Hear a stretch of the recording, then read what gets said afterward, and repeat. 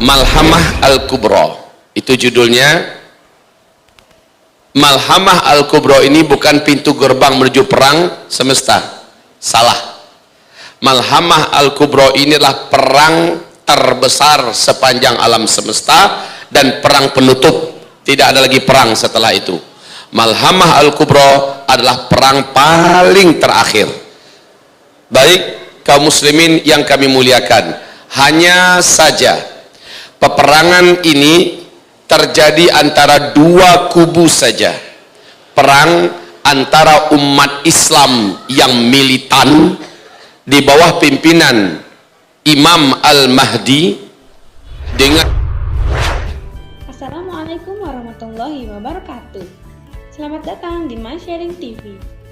Namun sebelum lanjut, saya ingatkan kembali untuk memberikan support kepada kami dengan cara klik subscribe agar bersama kita membagi informasi yang menarik. Mujahidin terbaik dari seluruh dunia yang merapat dalam barisan beliau melawan pasukan terpilih, pasukan terbaik dari seluruh Eropa dan Amerika. Jumlah pasukan itu ada 80 bendera. Satu bendera membawa 12.000 pasukan-pasukan terbaik, laki-laki seluruhnya. Hebat dalam memanah, jago dalam berpedang, handal dalam berkuda, dan kata Rasulullah, Malhamah Al-Kubra itu perang manual, bukan perang teknologi. Pada masa itu peperangan sudah menggunakan pedang, tombak, panah, dan kendaraan adalah kuda. Peperangan Malhamah Al-Kubra tidak lama, hanya berlangsung 4 hari saja. Pasukan Imam Mahdi sebelum dikirim, pasukan ini sepertiganya murtad, keluar. Jadi orang-orang munafik pada mengasingkan diri. Kemudian sisanya yang 2/3 inilah yang dibagi dalam 4 hari peperangan. Malhamah Al-Kubra secara bahasa Indonesianya adalah peperangan kolosal terbesar. Bila bapak-bapak pernah menyaksikan perang-perang kolosal di dalam film-film Hollywood, termasuk Lord of the Ring, maka dapat dirasakan lebih kurang macam itulah peperangan nanti. Serba manual, berhentinya peperangan hanya malam hari saja. Kalau perang spektakuler sekarang ini, perang modern sekarang ini, seluruhnya berlanjut siang malam. Betul tidak kalau sekarang? Karena menggunakan teknologi, menggunakan satelit, menggunakan rudal, dan sebagainya. Drone tanpa, pesawat tanpa awak, dan seterusnya. Tapi peperangan manual balik zaman dulu, malam istirahat. Siang perang, malam istirahat. Kaum muslimin yang kami muliakan, di dalam Taurat dan Injil, perang Malhamah Al-Kubra ini disebut dengan sebutan, kalau di Taurat Harmajiddun, kalau di Injil Armageddon. Dibuat oleh Hollywood film yang menipu kita, seolah-olah itu adalah serangan meteor dari ruang angkasa menabrak bumi. Ya, padahal bukan. Armageddon adalah peperangan yang terdapat di kitab suci Taurat, yang terdapat di kitab suci Injil. Peperangan akhir zaman yang paling seru, yang paling sengit. Manusia-manusia terbaik dari orang-orang terbaik di muka bumi berhadapan dengan musuh-musuh jahat terbaik. Daya tempur mereka terbaik, kehebatan mereka juga terbaik, strategi mereka juga terbaik.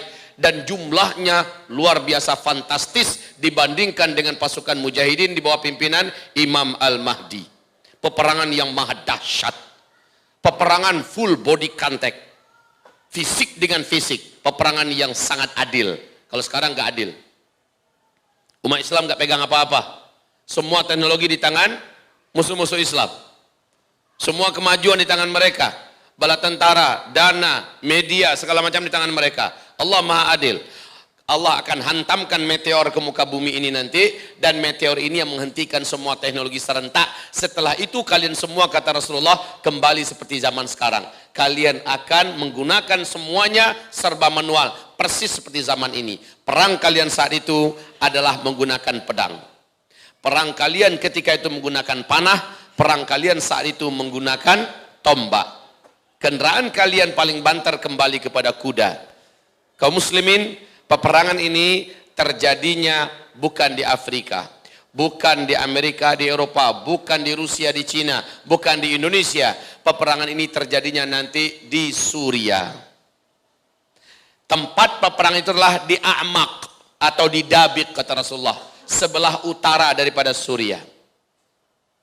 Tempat yang ada sekarang Ghutah, ya, yang habis-habisan diperangi dan dihancurkan, ini pun salah satu wilayah dan markas perang Armageddon itu nanti. Subhanallah, peperangan tidak berlangsung lama. Apa penyebabnya? Nanti saya sampaikan. Apa penyebabnya? Apa yang terjadi? Lalu apa hasilnya? Insya Allah ini akan kita bahas pada malam hari ini. Hadis-hadis yang panjang menceritakan tentang perang puncak akhir zaman ini. Saya ketika melihat Lord of the Ring, berulang-ulang saya lihat kembali. Hadis-hadis Nabi yang saya baca tentang perang akhir zaman itu tergambarkan secara visual di sana. Tergambarkan bagaimana peperangan antara orang-orang normal, dalam bahasa kita orang-orang baik, mujahidin terbaik, orang-orang taat yang paling taat melawan orang-orang kafir terbaik dalam pertempuran, yang terlatih, yang paling disiplin dalam peperangan. Dan inilah yang akan dihadapi oleh Imam Mahdi dan orang beriman dalam perang Malhamah Al-Kubra. Sebagai pengantar, spidol kita ada? Ya. Mohon perhatikan ke whiteboard baik-baik.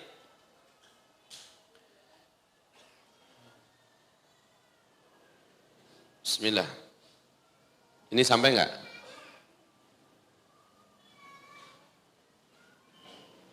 Saya ingin memberikan gambaran di posisi mana perang Armageddon tersebut. Nabi mengatakan kita ada berapa fase?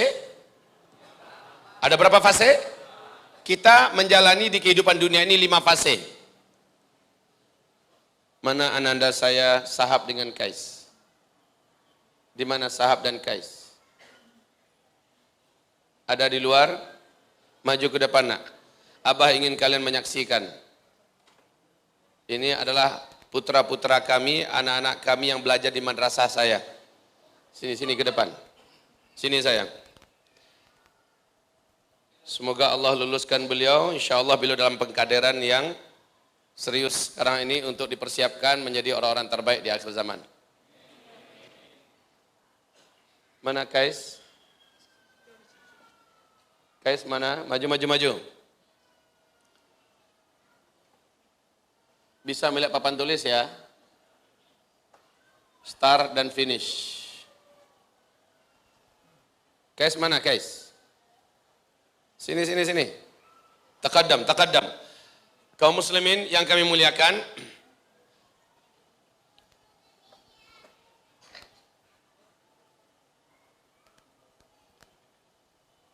mana? Sini maju ke depan. Baik, perhatikan kembali ke sini. Kita ada 5 fase. Saya buat kecil-kecil saja. Fase pertama, umat Islam dipimpin oleh Nabi Muhammad SAW. Fase ini telah selesai. Lalu fase kedua, umat Islam dipimpin oleh para khulafaur rasyidin. 30 tahun lamanya. Fase ini juga telah selesai. Fase ketiga, ini yang paling panjang, umat Islam dipimpin oleh para khalifah yang menggunakan sistem kerajaan. Ini adalah fase ketiga, lamanya 1227 tahun. Ini sudah selesai dengan runtuhnya khilafah Islamiyah Al-Utsmaniyah di Turki. Fase ketiga. Sekarang kita di fase keempat. Nah ini, lihat baik-baik. Sekarang kita sedang ada di fase keempat.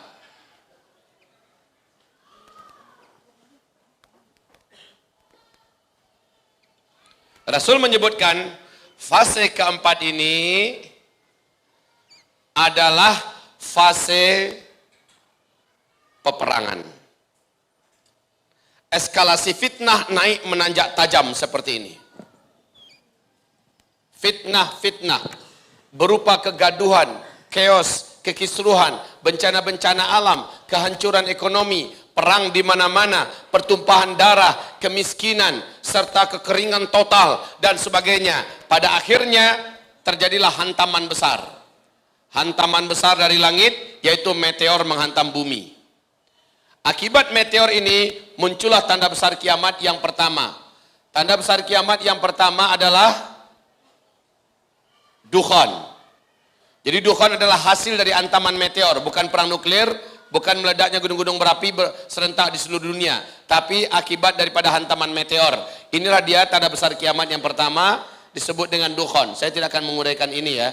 Saya akan fokus dengan pembahasan Armageddon nanti. Yang kedua, jarak antara dukhan dengan tanda besar kiamat yang kedua, yaitu keluarnya Dajjal. Dajjal adalah tanda besar kiamat yang kedua. Kemudian yang ketiga yaitu Nabi Isa Allah turunkan dari langit dan Dajjal pun dibunuh. Dan yang keempat ini sebagai penutup langsung dari fase keempat, yaitu lepasnya Ya'juj dan Ma'juj. Setelah Ya'juj dan Ma'juj habis, manusia di muka bumi hidup dalam keadaan aman yang benar-benar di puncak aman bagaikan di surga dunia. Inilah fase kelima. Islam akan kembali memimpin seluruh dunia. Dan ini Allah janjikan di Al-Quran surat An-Nur ayat 55 dan juga dalam hadis riwayat Imam Ahmad. Hadisnya dinyatakan sahih oleh Syekh Ahmad Syakir. Kita tidak akan membahas yang ini. Tapi kita fokus. Di mana letaknya Armageddon? Pasca hantaman meteor, semua yang ada di muka bumi dari teknologi berakhir.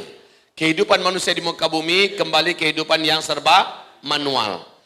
Karena meteor mengandung siderit. Siderit ini adalah kandungan zat besi yang paling murni yang ada di dalam meteor. Saat dia menabrak atmosfer bumi kita, pergesekan yang ekstrim dengan atmosfer bumi kita menyebabkan siderit ini mengalami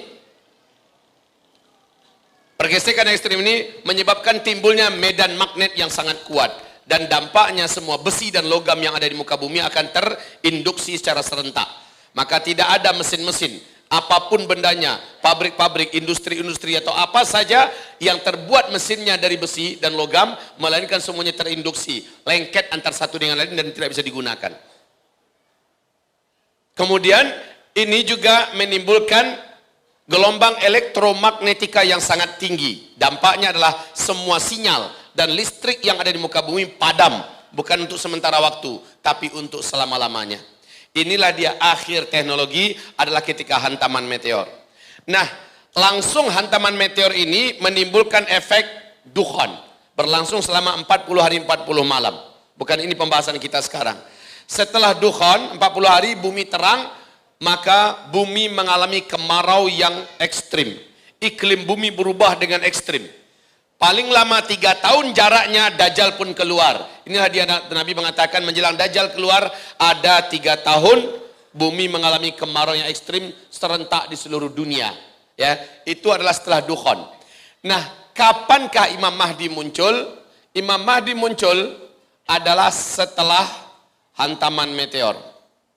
Setelah hantaman meteor, Al-Mahdi. Bagaimana kita mengetahui Al-Mahdi sudah muncul nanti? Hantaman meteor ini di bulan Ramadan. Di bulan Syawalnya masih dukhan. Di bulan Zulqa'dah terjadi kekacauan dan perselisihan yang sangat hebat di tubuh kerajaan Arab Saudi dalam bentuk perang dan perang, keamanan tidak terjaga. Bulan Zulhijjahnya jamaah haji dibantai di Mina.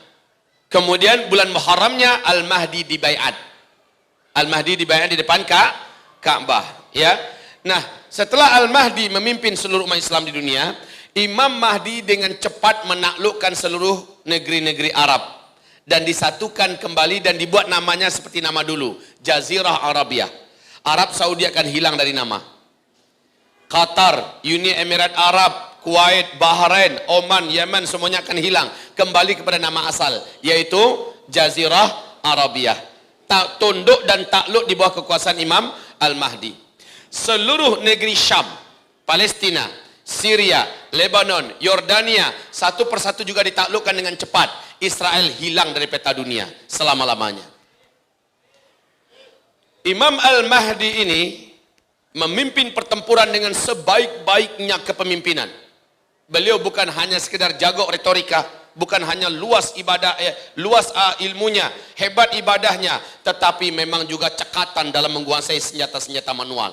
Paling pemberani, dan beliau adalah paling ahli dalam strategi perang. Padahal sebelumnya sosok beliau tidaklah seperti itu. Dia hanya seorang talib biasa di kota Madinah Al-Munawwarah. Tapi kata Rasulullah, dalam satu malam dia di-upgrade oleh Allah sehingga memiliki kemampuan itu seluruhnya, siap memimpin dunia ketika dunia sudah mulai putus asa. Kacau di mana-mana, perang di mana-mana, kezaliman terjadi di mana-mana. Benar-benar Imam Mahdi melihat dunia tidak mungkin terselamatkan, tapi Allah upgrade dia sehingga malam itu dia memiliki keyakinan dan memiliki keberanian untuk siap memimpin. Nah, baik, Imam Mahdi ini menaklukkan seluruh Jazirah Arabia, ditaklukkan. Mana tutup spidol?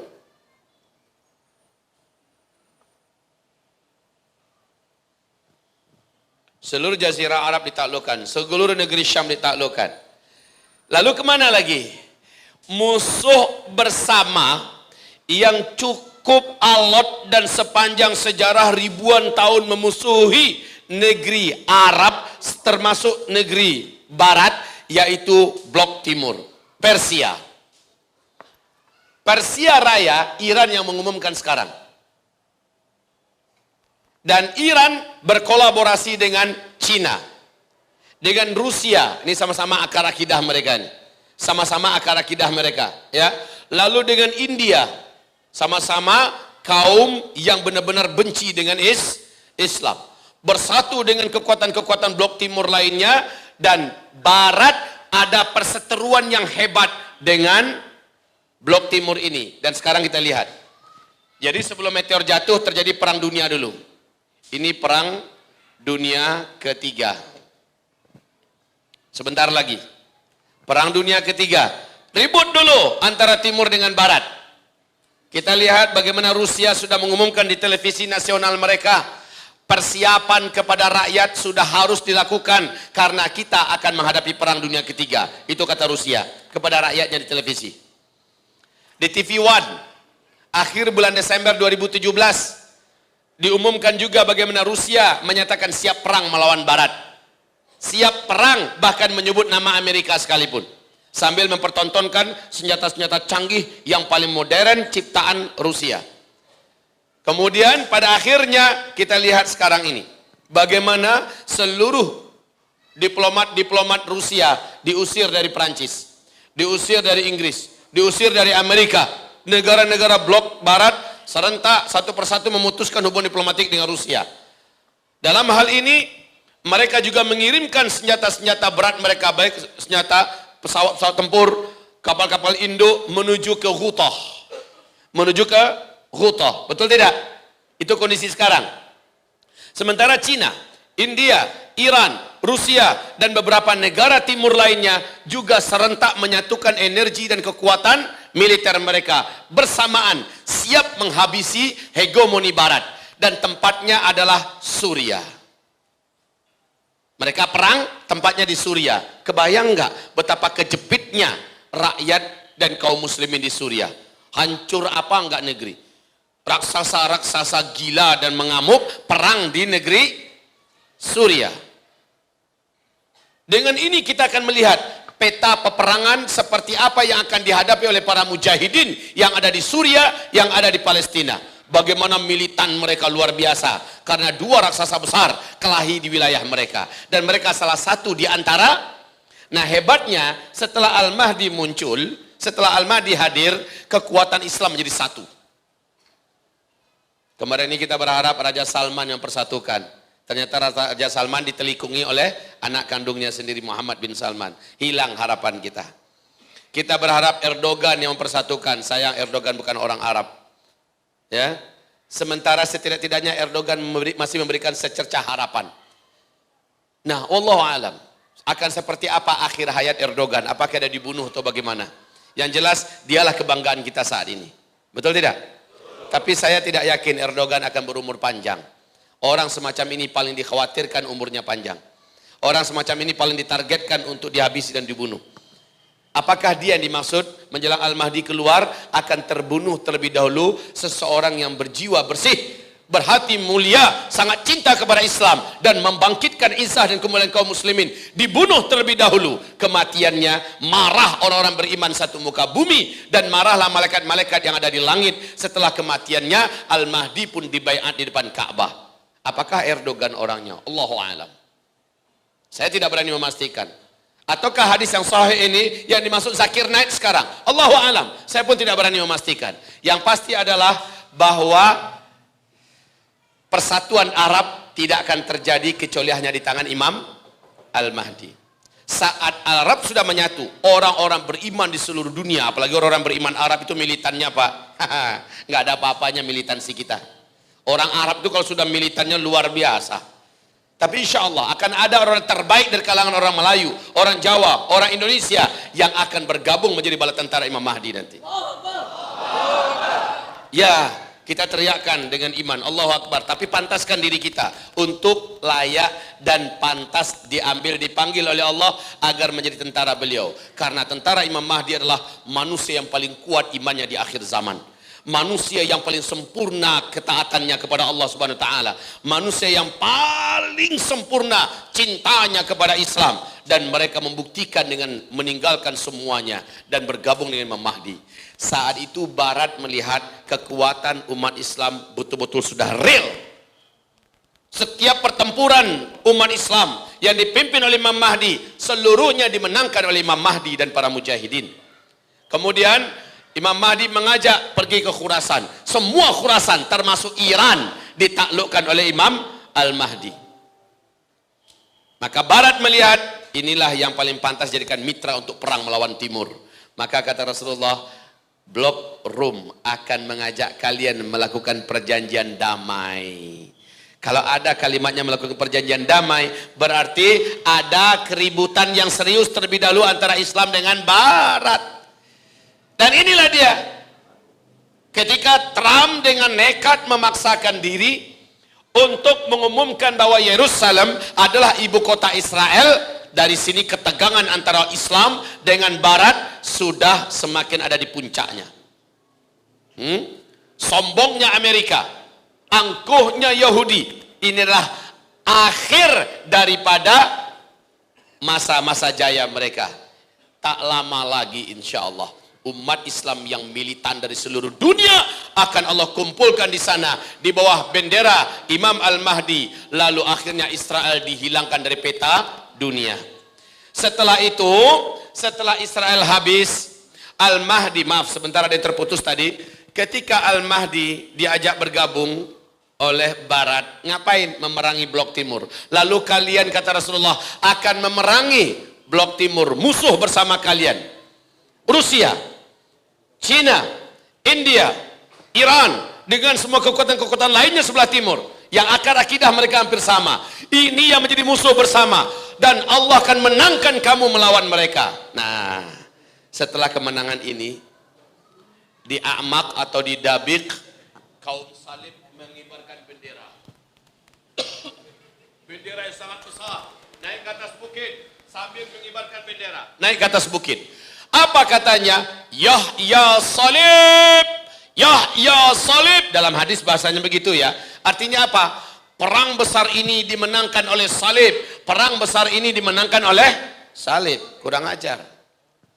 Dia yang mengumumkan bahwa kemenangan itu karena kemenangan salib.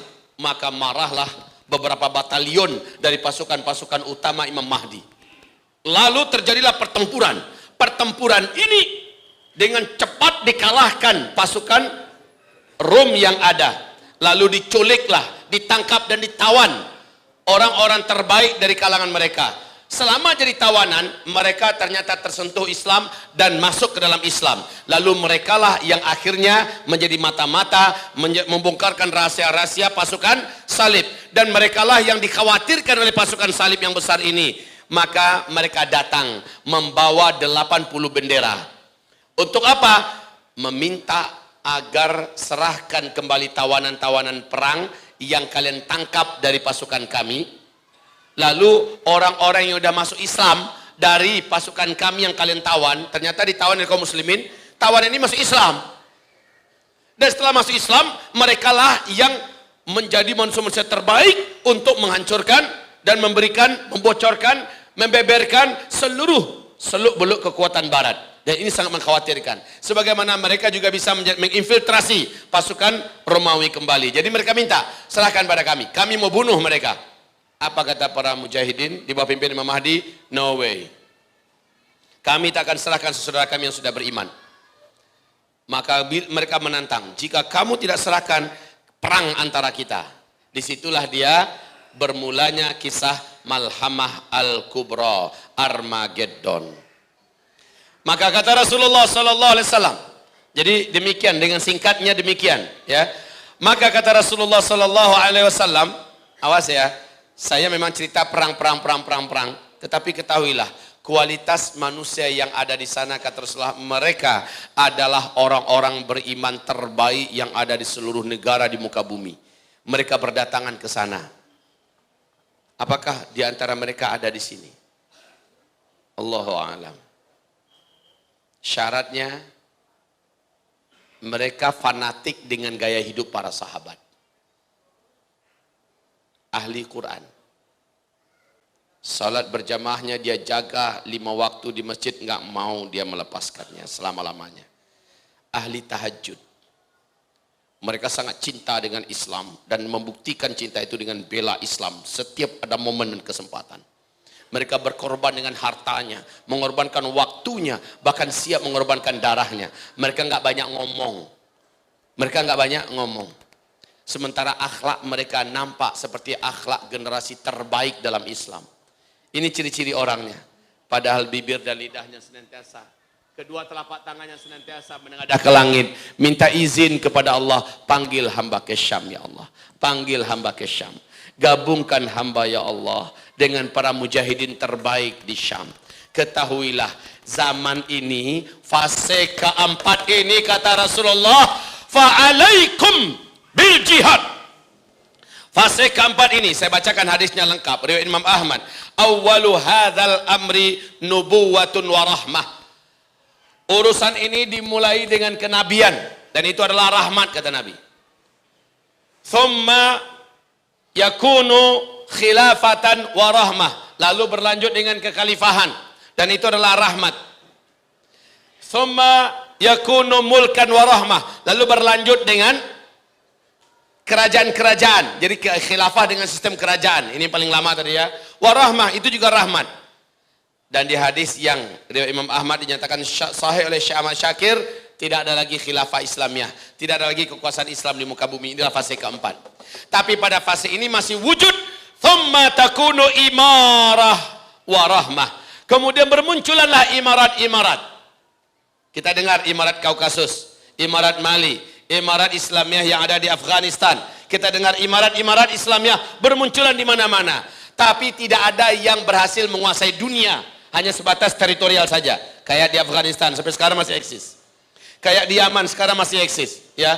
Tapi tidak mampu berkembang. Tapi itu adalah rahmat. Menunjukkan masih hidupnya ruh iman dan jihad.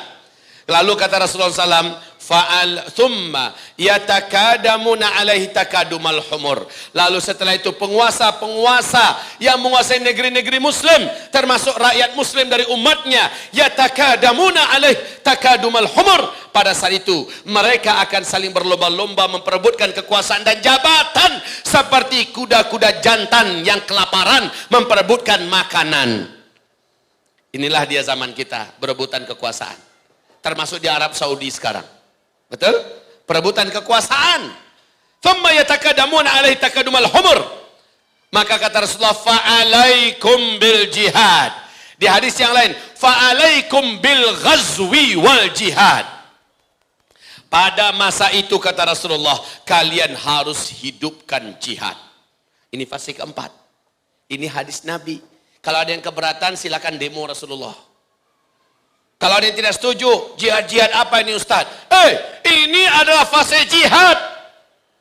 Dan jihadnya sebelum fisik adalah jihad politik, jihad media, jihad pendidikan, jihad ekonomi, jihad budaya, jihad pemikiran, jihad ideologi, jihad apapun yang bisa. Sekarang ini adalah masanya fa'alaikum bil jihad. Tapi kata Rasulullah, wa inna afdala jihadikum ar-ribat. Pada fase keempat ini, dari seluruh jihad-jihad yang ada, jihad yang paling utama, jihad yang paling tinggi, jihad yang paling hebat adalah jihad yang ada ribatnya. Nah, ribat ini hanya sebuah istilah dalam perang fisik. Jadi, ini perang ekonomi, ini perang politik, ini perang media, ini perang, jihad. Dari seluruh jihad itu, yang terutama adalah jihad yang ada ribatnya. Dan ketahuilah kata Rasulullah, wa inna afdala ribatikum asqalan. Tempat jihad terbaik di akhir zaman adalah di negeri Syam, tepatnya di Palestina yang ada daerah Askalannya, kata Rasulullah sallallahu alaihi wasallam. Di hadis yang lain Nabi mengatakan, menjamin sebagaimana kata Muawiyah yang dimaksud oleh Ibnu Yukhamir bahwa dia mendengar Malik berkata bahwa sesungguhnya jihad manusia-manusia terbaik, orang-orang terbaik di akhir zaman bukan di mana-mana. Innahum bisyam, mereka adanya di negeri Syam. Di penegasan Nabi, wahum bi Baitul Maqdis. Wa aknafi Baitul Maqdis. Mereka ada di Baitul Maqdis. Subhanallah. Jadi kaum muslimin, orang yang sedang berperang sekarang di negeri Syam, siapa yang berani mengatakan bahwa mereka adalah para pecundang, bahwa mereka adalah kaum Khawarij, selain ISIS, siapapun yang berani mengatakan bahwa mereka adalah orang-orang yang ambisius dengan kekuasaan mereka adalah buat dan sebagainya, semoga Allah busukkan mulut orang itu. Semoga Allah busukkan air liur orang itu. Semoga Allah busukkan hati orang itu. Kecuali dia berkata dalam keadaan jahil. Semoga Allah kasih hidayah dia. Semoga Allah tuntun dia. Semoga Allah tunjukkan kepada dia yang sebenarnya sehingga dia berubah. Ini ada dengan sengaja Pak, ngembosin umat seolah para mujahidin yang ada di Suriah adalah para pecundang. Para mujahidin yang ada di Suriah adalah orang-orang yang tidak mau untuk tunduk kepada pemimpin dan penguasa. Siapapun yang berkata itu dengan sadar dan sengaja, padahal dia tahu itu adalah hadis-hadisnya tentang Syam. Sampai akhir zaman, Syam adalah negeri terbaik kata Rasulullah SAW. Dan dia tidak mempedulikan hadis-hadis yang begitu banyak. Maka inilah doa tadi, kita aminkan bersama-sama. Amin. Semoga terjadi kepadanya. Semoga Allah tunjukkan akhir hayatnya yang mengerikan. Amin ya rabbal alamin. Manusia terbaik di akhir zaman itu di Syam. Syam, manusia terbaik di akhir zaman adanya di Syam. Allah berfirman dalam hadis qudsi, dan hadis ini sahih. Apa firman Allah? Hai Syam, engkau adalah bumi terbaikku. Engkau adalah bumi pilihanku. Masya Allah, ternyata bumi terbaik Allah bukan Mekah. Bumi terbaik Allah bukan Madinah. Di akhir zaman, bumi terbaik Allah adalah Syam. Inni uritu fil manami ka'anna amudal kitab untuzi'a min tahti wisadati fa'atba'athu basari fa'idha huwa nurun sati' fa'idha huwa nurun sati'. Aku dikasih lihat seolah-olah ada tiang seperti kitab yang keluar dari bantalku, kemudian naik ke atas bercahaya, lalu dia meluncur, mataku mengiringi kemana dia pergi. Tiba-tiba aku ketahui bahwa dia meluncur menuju negeri Syam. Fa innal imana idza waqa'atil fitan bisyam. Sesungguhnya iman pada hari-hari fitnah terjadi di mana-mana di akhir zaman, iman yang benar ketika itu bukan di Mekah. Iman yang benar ketika itu bukan di Madinah. Iman yang benar ketika itu bukan di mana-mana di muka bumi. Tetapi iman yang benar pada akhir zaman adanya di Syam. Sekali lagi, Nabi memuji-muji Syam berulang-ulang. Tuba li Syam, tuba li Syam, tuba li Syam. Para malaikat-malaikat mengembangkan sayap sayap-sayapnya di atas bumi negeri Syam. Lalu Nabi berkata kepada umatnya, fa'alaika bisyam, alaika bisyam, alaika bisyam. Kalian harus menuju ke negeri Syam. Ini siapa? Seperti firman Allah dalam hadis qudsi tadi, engkau adalah bumi pilihanku, bumi terbaikku. Akan masuk kepadamu, akan bergabung dan tinggal di dalam negeri ini hamba-hambaku yang terbaik, kata Allah. Mau jadi hamba-hamba Allah yang terbaik? Mau? Maka datangkan syarat-syaratnya pada diri kita. Datangkan syarat-syaratnya. Jadi hamba-hamba Allah yang terbaik. Fa'alaika bisyam. Maaf, ini termasuk salah satu syarat fisik di samping syarat keilmuan, syarat ibadah, syarat akhlak, syarat wala wal bara yang benar, syarat fisik. Bapak-bapak, saudara-saudara juga harus jaga kebugaran fisiknya, kesehatan, dan mesti ahli dan handal menggunakan pedang. Ahli dan handal menggunakan panah, tangkas, sampai ke tingkat sekelas dengan Robin Hood atau kelas-kelas itulah. Harus, Pak. Ternyata itu bisa dipelajari. Saya kagetnya luar biasa. Sa'ad bin Abi Waqqas, salah seorang di antara penembak panah yang tercepat dan paling akurat. Dalam 1 detik beliau mampu melepaskan 3 anak panah. Dan itu bisa membunuh tembus 3 orang. 1 anak panah itu bisa tembus 3 orang. Betapa kekuatannya. Kekuatan panah mereka itu bisa di atas, bagi mereka standar memanah yang biasanya standar itu adalah 200 meter. Dan itu akurat, akurasinya tepat. 500 meter, 800 meter adalah dengan panah-panah mereka yang dahsyat. Nah, ini dipelajari dalam panahan yang sangat modern sekarang ini. Belum ada yang mampu mengalahkan panahan-panahan Islam. Kenal dengan Les Anderson? Coach Mihai kenal juga? Sebutkan nama para pemanah yang hebat yang ada di YouTube. Memang cepat sekali Pak, dan tepat semuanya. Mereka ini ternyata mengambil panahan dari sistem panahan Islam dalam sejarah. Masya Allah. Dan sistem panahan Islam itu lengkap, ada manuskripnya, catatan-catatannya di London, di Perancis. Di sana disimpan, Pak. Masa lalu Islam dalam masalah panahan ini dahsyat sekali. Itu baru panahan, belum lagi berkuda. Bagaimana umat Islam dalam menguasai kuda. Nanti kata Nabi di zaman Al-Mahdi, ketika penaklukan Konstantinopel, setan naik ke atas bukit dan berkata, "Hei, Dajjal sudah keluar, selamatkan keluarga kalian, karena dia sudah ada di tengah-tengah keluarga kalian." Para mujahidin yang ada di Konstantinopel, yang sedang mengumpulkan harta warisan, harta rampasan perang, segera membuang harta itu. Dan kata Rasulullah, Al-Mahdi mengirim 10 orang pasukan ahli berkuda. Mereka adalah pasukan berkuda terbaik di bumi saat itu. Berarti, coba kalau ingin menjadi pasukan Al-Mahdi, pantaskan diri sekarang, belajar berkuda. Kalau enggak ngomong doang, harus ahli di atas kuda. Harus ahli memanah dan memanah di atas kuda. Masya Allah, ini olahraga yang mengasihkan. Ternyata memanah dan berkuda, memanah di atas kuda, itu kegunaannya terpakai selalu dalam sejarah. 1, untuk tujuan bertahan hidup, untuk tujuan militer. Ya, memang untuk perang. Ketika perang nggak ada, dianjurkan untuk bertahan hidup, untuk berburu, Ketika kita sudah makmur, perang tidak ada, kita sudah makmur. Tujuan ketiga, untuk kepentingan seni, budaya dan olahraga. Ini Pak, itu menandakan apa? Adanya kesinambungan penggunaan senjata manual ini yang jangan pernah terputuskan. Oke, kita kembali kepada Malhamah Al-Kubra. Berapa hari tadi Malhamah Al-Kubra? 4 hari. Antara siapa dengan siapa? Antara umat Islam dengan umat Islam di bawah pimpinan Imam Mahdi. 4 hari. Tempatnya di mana? Ya, Syamnya di mana? Di Syria. Syrianya di mana? A'maq atau Dabik kata Rasulullah. Dari sana juga ada Ghuta. Ya, Harmajidun adalah kawasan yang sangat luas. Disitulah terjadi pertempuran yang sangat hebat. 4 hari. Setelah sepertiga daripada pasukan Mahdi murtad, keluar, tidak mau berperang, maka yang 2/3 dibagi untuk perang 4 hari. Rasul bersabda, maaf Bapak Ibu, ceramah ini akan saya bagi 2, ya. Setengah nanti saya fokus untuk menguraikan sebab-sebab perang Armageddon, ya.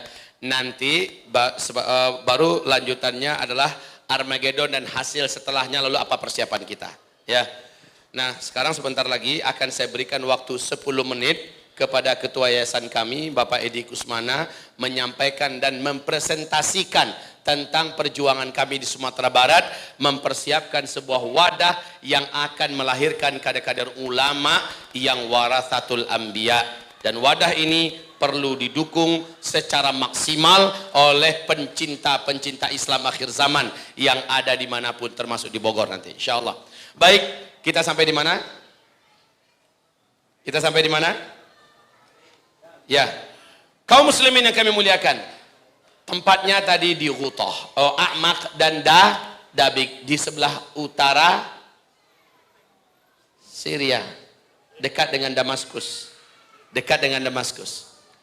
Oke, Rasulullah bersabda, pasukan Romawi mengerahkan 80 bendera. 80 bendera. Setiap bendera membawa 12.000 pasukan dari laki-laki terkuat, laki-laki yang paling disiplin, laki-laki yang paling handal menggunakan senjata manual, laki-laki yang paling rapi, laki-laki yang paling, pokoknya segala bentuk kemiliteran yang terbaik secara manual ada pada mereka. Kali 80, berapa jumlahnya semua? 960.000 orang, ya. 960.000 orang. Ini jumlahnya dari mereka. Jumlah dari umat Islam berapa melawan mereka? Tidak ada hadis yang menyebutkan berapa. Tapi pada akhirnya kata Rasulullah, akhir dari peperangan ini adalah jumlah umat Islam yang militan, yang teruji, yang lolos, yang menang hanya tersisa 2.500-an sedikit, lebih sedikit. Jumlah yang sangat sedikit. Betapa banyaknya angka yang syahid dalam peperangan penutup ini. Inilah perang Armageddon. Nah, sekarang seperti apa perang itu? Siapa-siapa yang akan disyahidkan di sana? Siapa-siapa yang akan murtad di sana? Siapa-siapa yang akan menang di sana? Diumumkan oleh Rasulullah Sallallahu Alaihi Wasallam. Lalu kita yang ada di Indonesia, Ustadz, apabila kami tidak mungkin untuk ke sana, apa yang harus kami lakukan di sini? Insya Allah pembahasan kita pada sesi kedua setelah yang berikut ini. Tolong disimak terlebih dulu, sudah bisa, Pak Edi? Jadi sebagai mukadimah dari saya, Bapak Ibu yang kami muliakan, ini dua anak kami, yaitu Ananda Sahab dengan Kais, adalah di antara anak yang kami didik dan kami bina di sana. Kami mengutamakan ketinggian akidah, kedalaman akidah dan ketinggian kepribadian. Kami mengajarkan kepada mereka bukan hanya sekedar hafiz Al-Quran, tetapi mempunyai hamasah dan cita-cita yang besar. Karena penggenggam dunia masa depan, kami tekankan kepada mereka adalah kita. Penguasa dunia masa depan adalah kita. Kami tumbuhkan kepada mereka cita-cita yang besar. Bukan kelasnya, kelas hanya provinsi. Bukan kelas kita, kelas Indonesia.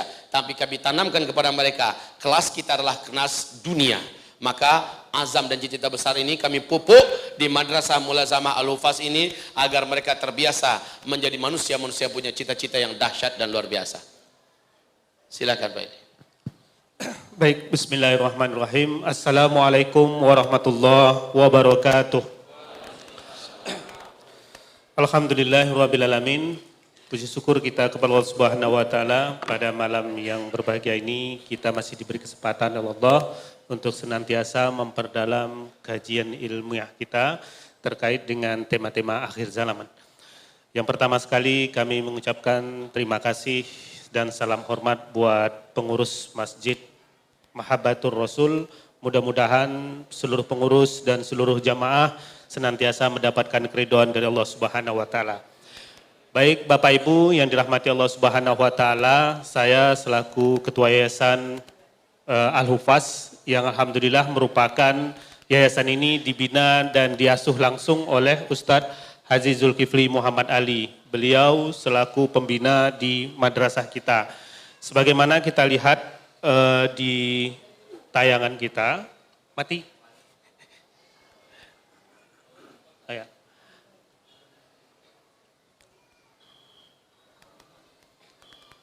Ada yang nyenggol?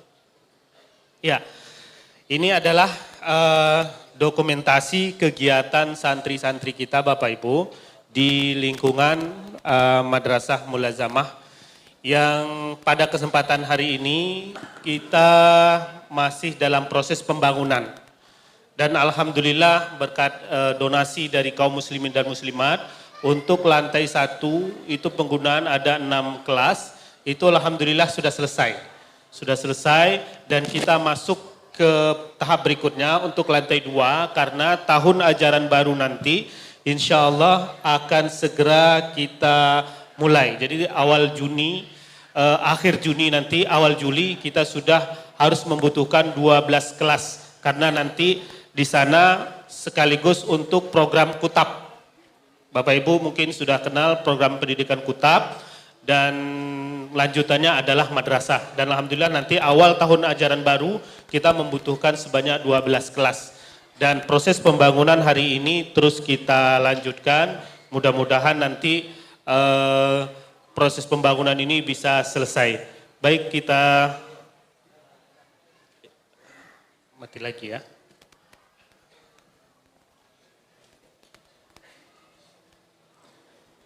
Sananya.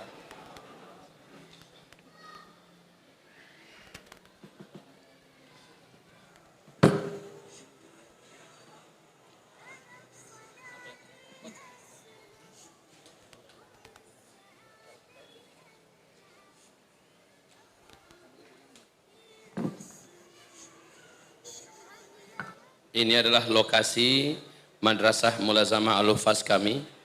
Ini adalah saung-saung tempat belajar anak-anak kita untuk sementara. Tempat tinggal mereka sebelumnya kami jadikan kandang-kandang kuda darurat, kami triplek dan jadi asrama darurat. Nah, itu yang baru dan sedang kita bangun. Tak ada.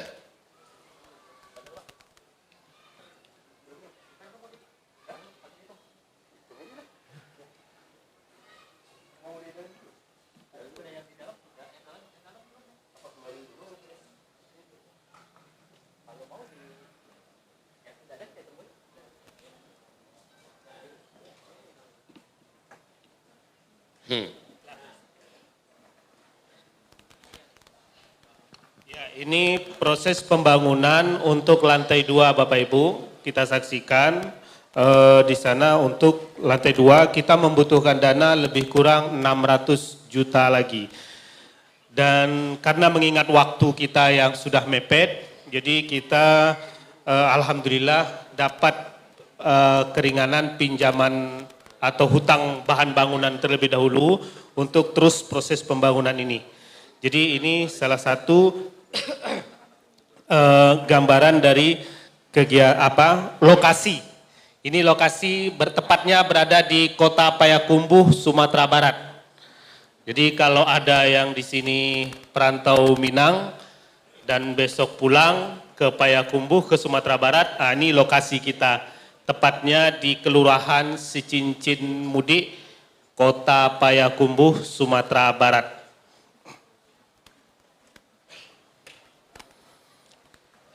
Ya, bangunan kita yang rangkanya sekarang ini.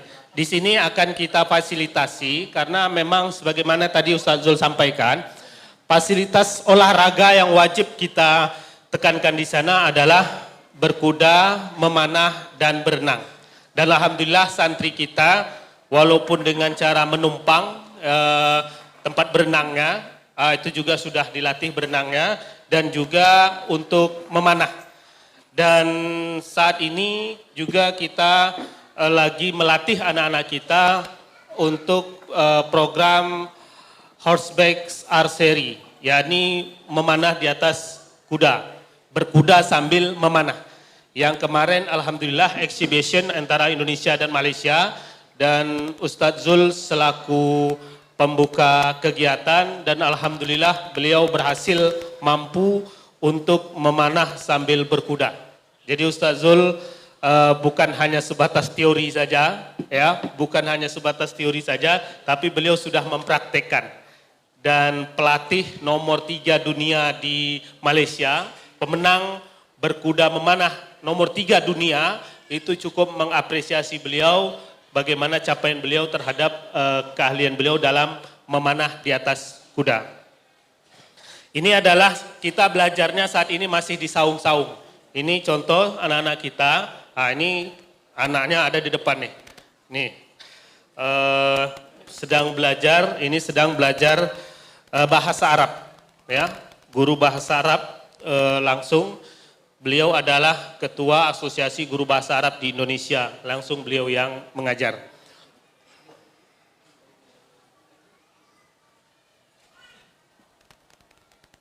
Ya, ini wajah-wajah santri kita saat ini, dan kita hanya menerima satu angkatan 15 santri putra dan 15 santri putri. Dan alhamdulillah kemarin juga kita sudah melakukan haflah untuk ada 4 orang santri kita yang sudah menyelesaikan hafiz Quran 30 juz.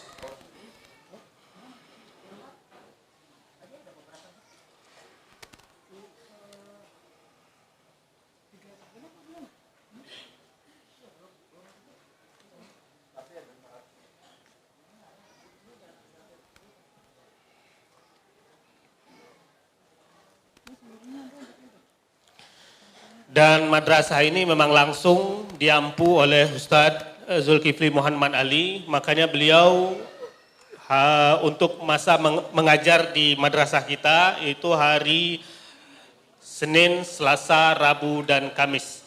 Adapun Jumat, Sabtu, Ahad beliau melakukan kegiatan dakwah di luar.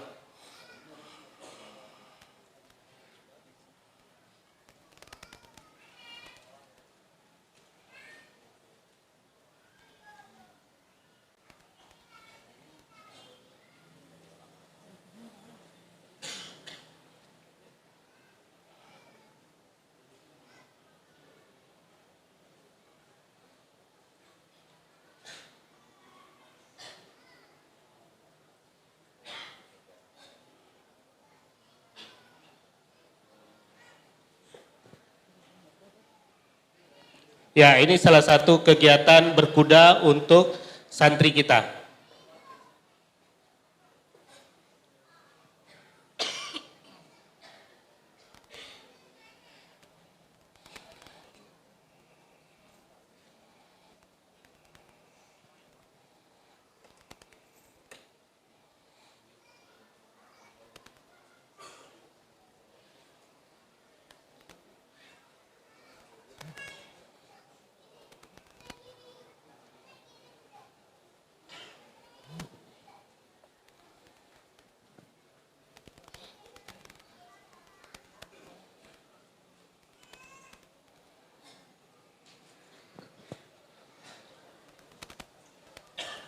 Ya, ini kegiatan memanah dan ini langsung dipandu oleh pelatih dari Malaysia.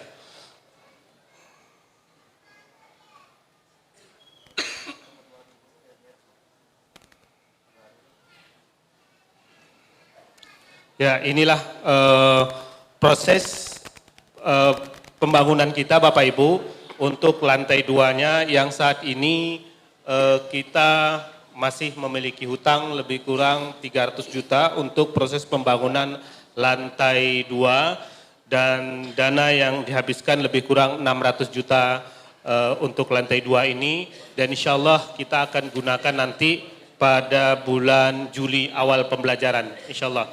Mudah-mudahan berkat bantuan dari Bapak Ibu semuanya nanti gedung Al-Quran ini bisa terwujud khususnya di Kota Payakumbuh, Sumatera Barat. Baik, selanjutnya saya serahkan kepada Ustadz Zulkifli Muhammad Ali.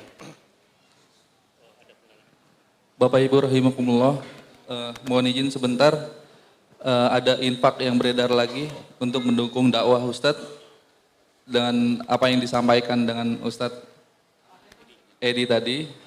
Mari kita dukung beliau, berikan yang terbaik, infak yang terbaik agar madrasah ini menjadi ponpes yang benar-benar berjalan di jalan Allah. Syukran. Silakan Ustaz.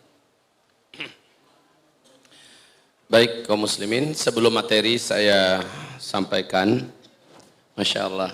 Itu yang dijalankan anak kami, anak kita adalah tabungan akhirat Bapak. Adalah tabungan akhirat Bapak semua. Menabunglah untuk dalam rangka dicetaknya kader-kader ulama di bawah asuhan kami, insyaallah. Baik kaum muslimin yang kami muliakan, wahai hamba-hamba Allah yang kami cintai, di luar juga ada sertifikat wakaf tunai. Sertifikat wakaf tunai, boleh Bapak berbelanja kepada Allah, ya, menabung kepada Allah untuk pembangunan ini. Ada yang harganya 500.000, ada yang harganya 1 juta, ada yang harganya 200.000, ada yang dikosongkan. Maka silakan Ibu Bapak mengisi berapa yang kosong itu. Dan ada juga hanya nomor rekening dan silakan ditransfer melalui rekening tersebut. Baik, kita lanjutkan kajian kita. Malhamah Al-Kubra. Hamba-hamba Allah yang kami muliakan. Parang yang 4 hari ini, hari pertama diundilah siapa yang akan berangkat. Disiapkan pasukan berani mati. Pasukan berani mati ini, kata Rasulullah SAW, bertempur dengan sangat hebat. Bertempur 1 siang dari pagi itu sampai tenggelam matahari. Tidak ada di antara mereka yang lari. Dan seluruh mereka tidak ada yang menang. Baik dari pihak kaum kafir yang juga hebat-hebat, atau dari kalangan mujahidin, tidak ada yang menang. Sisa-sisa yang tersisa dari pasukan mujahidin yang diutus dari pasukan berani mati ini, sisa-sisa itu dalam keadaan luka-luka parah. Ketika mereka kembali ke posko, meninggal semuanya, syahid. Besok dikumpulkan lagi pasukan berani mati gelombang kedua, hari kedua. Dikirimkan bertempur. Pertempuran yang tidak pernah disaksikan sebegitu hebatnya. Dan Rasulullah SAW bersabda, pertempuran itu baru berakhir ketika matahari tergelincir. Lalu tidak ada yang menang. Dari pihak musuh tidak menang, dari orang-orang beriman juga tidak ada yang menang.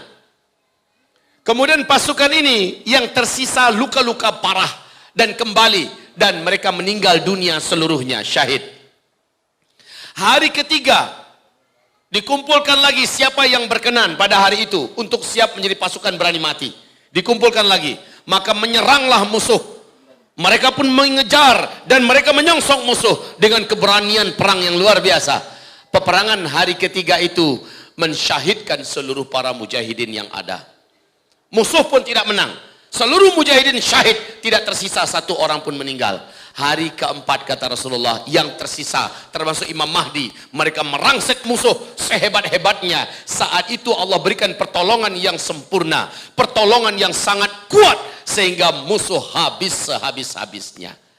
Israel habis, Romawi habis. Disitulah kaum muslimin, Rasul mengatakan Dajjal akan keluar dalam kemarahan yang sangat. Kenapa marah? Kaki tangannya sudah dilumpuhkan. Yahudi, kaki tangan Dajjal. Amerika, Eropa, kaki tangan Dajjal. Dan dua-duanya sudah ditaklukkan oleh Islam. Peperangan yang 4 hari ini, yang tersisa dari pasukan kaum muslimin hanya ribuan saja lagi. Allah, Bapak coba lihat, kenapa Nabi berkata bahwa pada fase kelima jumlah laki-laki dibandingkan wanita 1 berbanding 50. Pernah dengar hadis ini tidak? Fase kelima nanti jumlah laki-laki 1 berbanding 50. Karena pada fase keempat, penghujung fase keempat, ini adalah fase perang. Laki-laki di muka bumi ini asik perang di mana-mana. Perang dunia ketiga. Pencetusnya apa? Perang dunia ketiga ini Rasulullah menyebutkan pencetusnya nanti adalah perebutan gunung emas yang menurut George Bush sudah ditemukan di negeri Irak. Dan Rasul menyebutkan di akhir zaman nanti akan ada peperangan besar di negeri Irak ketika sungai Efrat mengering. Saya bacakan hadisnya ya. La taqumus sa'ah hatta yahsiral furat bijabalin an dhahabin yaktatilun nasu alaih fayuqtalu kullu mi'atin 99 fayaqulu kullu rajulin minhum la'alli akuna ana alladhi anju. Tidak akan terjadi kiamat sampai kering terlebih dahulu sungai Efrat di Irak. Ketika sungai Efrat mengering, Manusia akan dikejutkan dengan penemuan gunung emas yang sangat besar dalam perut bumi Irak, dan sungai emas itu, gunung emas itu akan berada dari aliran sungai yang mengering. Manusia akan membawa senjata-senjata mereka berperang memperebutkan gunung emas itu. Saya bertanya nih, kalau perang, laki-laki itu perempuan biasanya yang perang. Seluruh negara satu dunia mengarahkan pasukan-pasukan mereka, membawa senjata-senjata mereka ke sana. Fayuqtalu kullu mi'ah tis'atun wa tis'un, akan terbunuh dalam perang hebat itu nanti. Setiap 100 orang 99-nya tewas terbunuh di sana. Fayaqulu kullu rajulin minhum la'alli akuna ana alladhi anju. Berkatalah setiap orang di antara mereka, semoga satu orang yang selamat dari 100 orang, kan cuma satu yang hidup, 99 mati. Dia berkata semua mereka, semoga satu orang yang hidup itu sayalah orangnya. Tamak betul untuk hidup supaya mendapatkan emas. Dari setiap 100 orang 99 mati, laki-laki semua tuh. Di hadis yang lain, Nabi tidak menyukai ada umatnya yang ikut-ikutan perang ke sana dalam perebutan emas. Karena di fase kelima kata Rasulullah, emas di muka bumi akan melimpah ruah. Orang akan tidak ada lagi yang mau menerima zakat, tidak ada lagi yang mau menerima sedekah, tidak ada lagi yang mau menerima infak, bahkan tidak ada yang mau menerima hadiah. Saking makmurnya di fase kelima, isi bumi memuntahkan segala kekayaannya. Maka janganlah sampai dalam perang besar nanti ikut-ikutan umat Islam. Umat Islam cukup fokus perang di belakang Imam Mahdi nanti. Begitu. Dan di sini saja sudah banyak angka kematian kaum laki-laki. Paham sekarang? Ditambah lagi Imam Mahdi memimpin perang blok timur dengan perang blok barat, semuanya perang. Terakhir Malhamah Al-Kubra, tema kita malam ini, peperangan terbesar antara Islam melawan Romawi, Amerika dan Eropa. Dan di sini jumlah orang beriman yang tersisa, petempur-petempur terbaik yang tersisa setelah Armageddon hanya 2.500-an lebih sedikit ke atas. Jumlah yang sangat sedikit, Pak. Padahal yang datang dari seluruh dunia. Dari seluruh dunia. Termasuk dari Indonesia. Akan ada yang sampai ke sana. Insya Allah Ta'ala. Siapa orangnya? Saya tak tahu. Tadi saya katakan, alhamdulillah, sebenarnya saya tidak mau promosi, tapi beliau sudah sampaikan. Saya bukan hanya sekedar ngomong, Pak. Saya ikut. Usia saya sudah 45 tahun. Di usia sebegini saya ikut berlatih diri berkuda, memantaskan diri. Kemudian saya sudah mulai memanah dan memanah di atas kuda. Ketika pembukaan kemarin, bismillah, saya mohon pertolongan pada Allah. Dalam kelajuan yang cepat, saya memanah. Tas. Langsung tepat, Pak, kuning. Semua bilang Allahu Akbar. Dan saya yakin kalau kita belajar sungguh-sungguh pasti kita bisa. Pasti kita bisa. Kita tembak atas. Kena, Pak. 2 kali saya ditugaskan nembak, kena cetar. Apa kata beliau? Masya Allah, 2 orang murid saya yang paling cepat Allah mudahkan belajar, A'agim dan Ustadz Zul. Gitu. Ini yang ngajar adalah Coach Akmal. Beliau adalah Presiden Persatuan Memanah Berkuda di Malaysia. Beliau adalah juara 3 dunia ya untuk memanah di atas kuda. Dan beliau insya Allah Ta'ala siap mengkader generasi-generasi terbaik kita di An-Nabawi. An-Nabawi insya Allah kita jadikan sebagai Akademi Furusiah Indonesia. Insya Allah Ta'ala. Di mana orang bisa belajar memanah berkuda dengan standar ilmiah. Target kita melahirkan atlet-atlet yang bertauhid, yang beriman, dan mampu mengguncang dunia, membuat bangga Indonesia di masa depan. Insya Allah Ta'ala. Baik, demikian hamba-hamba Allah yang kami muliakan. Kita kembali. Jadi setiap kita pantaskan dirinya. Apalagi di Bogor, di Puncak, di Jawa Barat ini banyak stable-stable. Kita bisa latihan. Cuman saya nggak tahu yang punya memanah berkuda sekarang tak siapa-siapa. Daku ada. Nah, saya tahu ini Daku ada. Kemudian Ustaz Arifin Ilham pun sudah mulai saya lihat. Kemarin saya tanya sama beliau, Ustadz, sekarang bukannya berkuda aja, mana di atas kuda? Insya Allah bang, saya lagi latihan katanya. Masya Allah. Jadi ulama-ulama kita saja, Agim, lihat itu beliau, walaupun beliau sudah berusia 56 tahun, sekarang masuk 57 tahun. Kemarin beliau endurance bersama saya, 20 km tanpa stop ya. Dan beliau walaupun sempat terjatuh sedikit, kemudian naik lagi, tidak kapok kata beliau. Oktober besok AA akan ikut lagi gitu. Dan sekarang AA juga memanah di atas kuda. Bagaimana dengan Anda semua? Bagaimana dengan Anda semua? Bagaimana dengan saudara semua? Kalau memang punya minat menjadi seorang mujahid yang bertakwa di akhir zaman, menjadi seorang atlet yang bisa membanggakan budaya Islam masa lalu, maka pantaskan diri dari sekarang. Kita tidak boleh hanya hebat di atas sajadah. Kita tidak boleh hanya hebat di majelis ilmu. Kita tidak boleh hanya hebat dengan Allahu Akbar, Allahu Akbar. Bukan hanya itu saja hebatnya. Kita harus hebat, kita harus handal, kita harus piawai dalam masalah ketangkasan fisik. Ini guru saya, mana sensei? Tolong sensei berdiri sebentar. Saya latihan samurai dengan beliau. Beliau ini master untuk samurai Indonesia. Baru pulang dari Australia 1 tahun di sana. Termasuk orang yang langka di Indonesia. Mau belajar dengan beliau? Silakan daftar. Saya nggak tahu cara daftarnya gimana. Nanti langsung saja. Saya sudah melihat kelebatan-kelebatan beliau yang cepat. Ini bisa tumbang orang, Pak. Ya, saya kalau untuk gaya-gaya bolehlah dengan beliau. Tapi kalau sekali tebas mungkin saya langsung ninggal nih. Cuman saya yakin beliau sayang dengan saya. Jangan tebas saya. Jadi insya Allah antum boleh belajar dengan beliau. Belajar. Ini keahlian-keahlian yang sudah langka, yang ada orang-orangnya di Indonesia. Dan orang-orang ini tangkap cepat. Tangkap, manfaatkan peras ilmunya. Tapi tolong sensei, kalau sensei ngajar dengan mereka jangan pelit-pelit ilmunya. Jangan lama-lama. Kalau sensei buat lama-lama saya nggak ridho. Buat mereka cepat jadinya. Ya. Dan antum juga jangan pelit-pelit. Jangan pelit waktunya, jangan pelit dananya. Buat beliau tidak perlu lagi mencari sumber yang lain sehingga beliau mau mengerahkan semua kemampuannya untuk menyiapkan generasi baik yang pantas menjadi pasukan Imam Mahdi nanti di akhir zaman. Amin. Terima kasih. Mau bicara sedikit? Silakan. Assalamualaikum warahmatullahi wabarakatuh. Perkenalkan, saya biasa dipanggil sensei oleh beliau-beliau ini. Sebetulnya nama saya agak unik, Sanmon Nakamura. Jadi kalau antum cari di internet, Sanmon Nakamura. Namanya juga agak unik, gitu insya Allah. Gitu. Saya sebetulnya sudah lama mengajar di sini dengan rekan-rekan yang ada di sini belajar main pedang. Dan itu setahun yang lalu ya, kalau salah, setahun lalu. Dan ini masih ada rekan murid-murid saya di sini.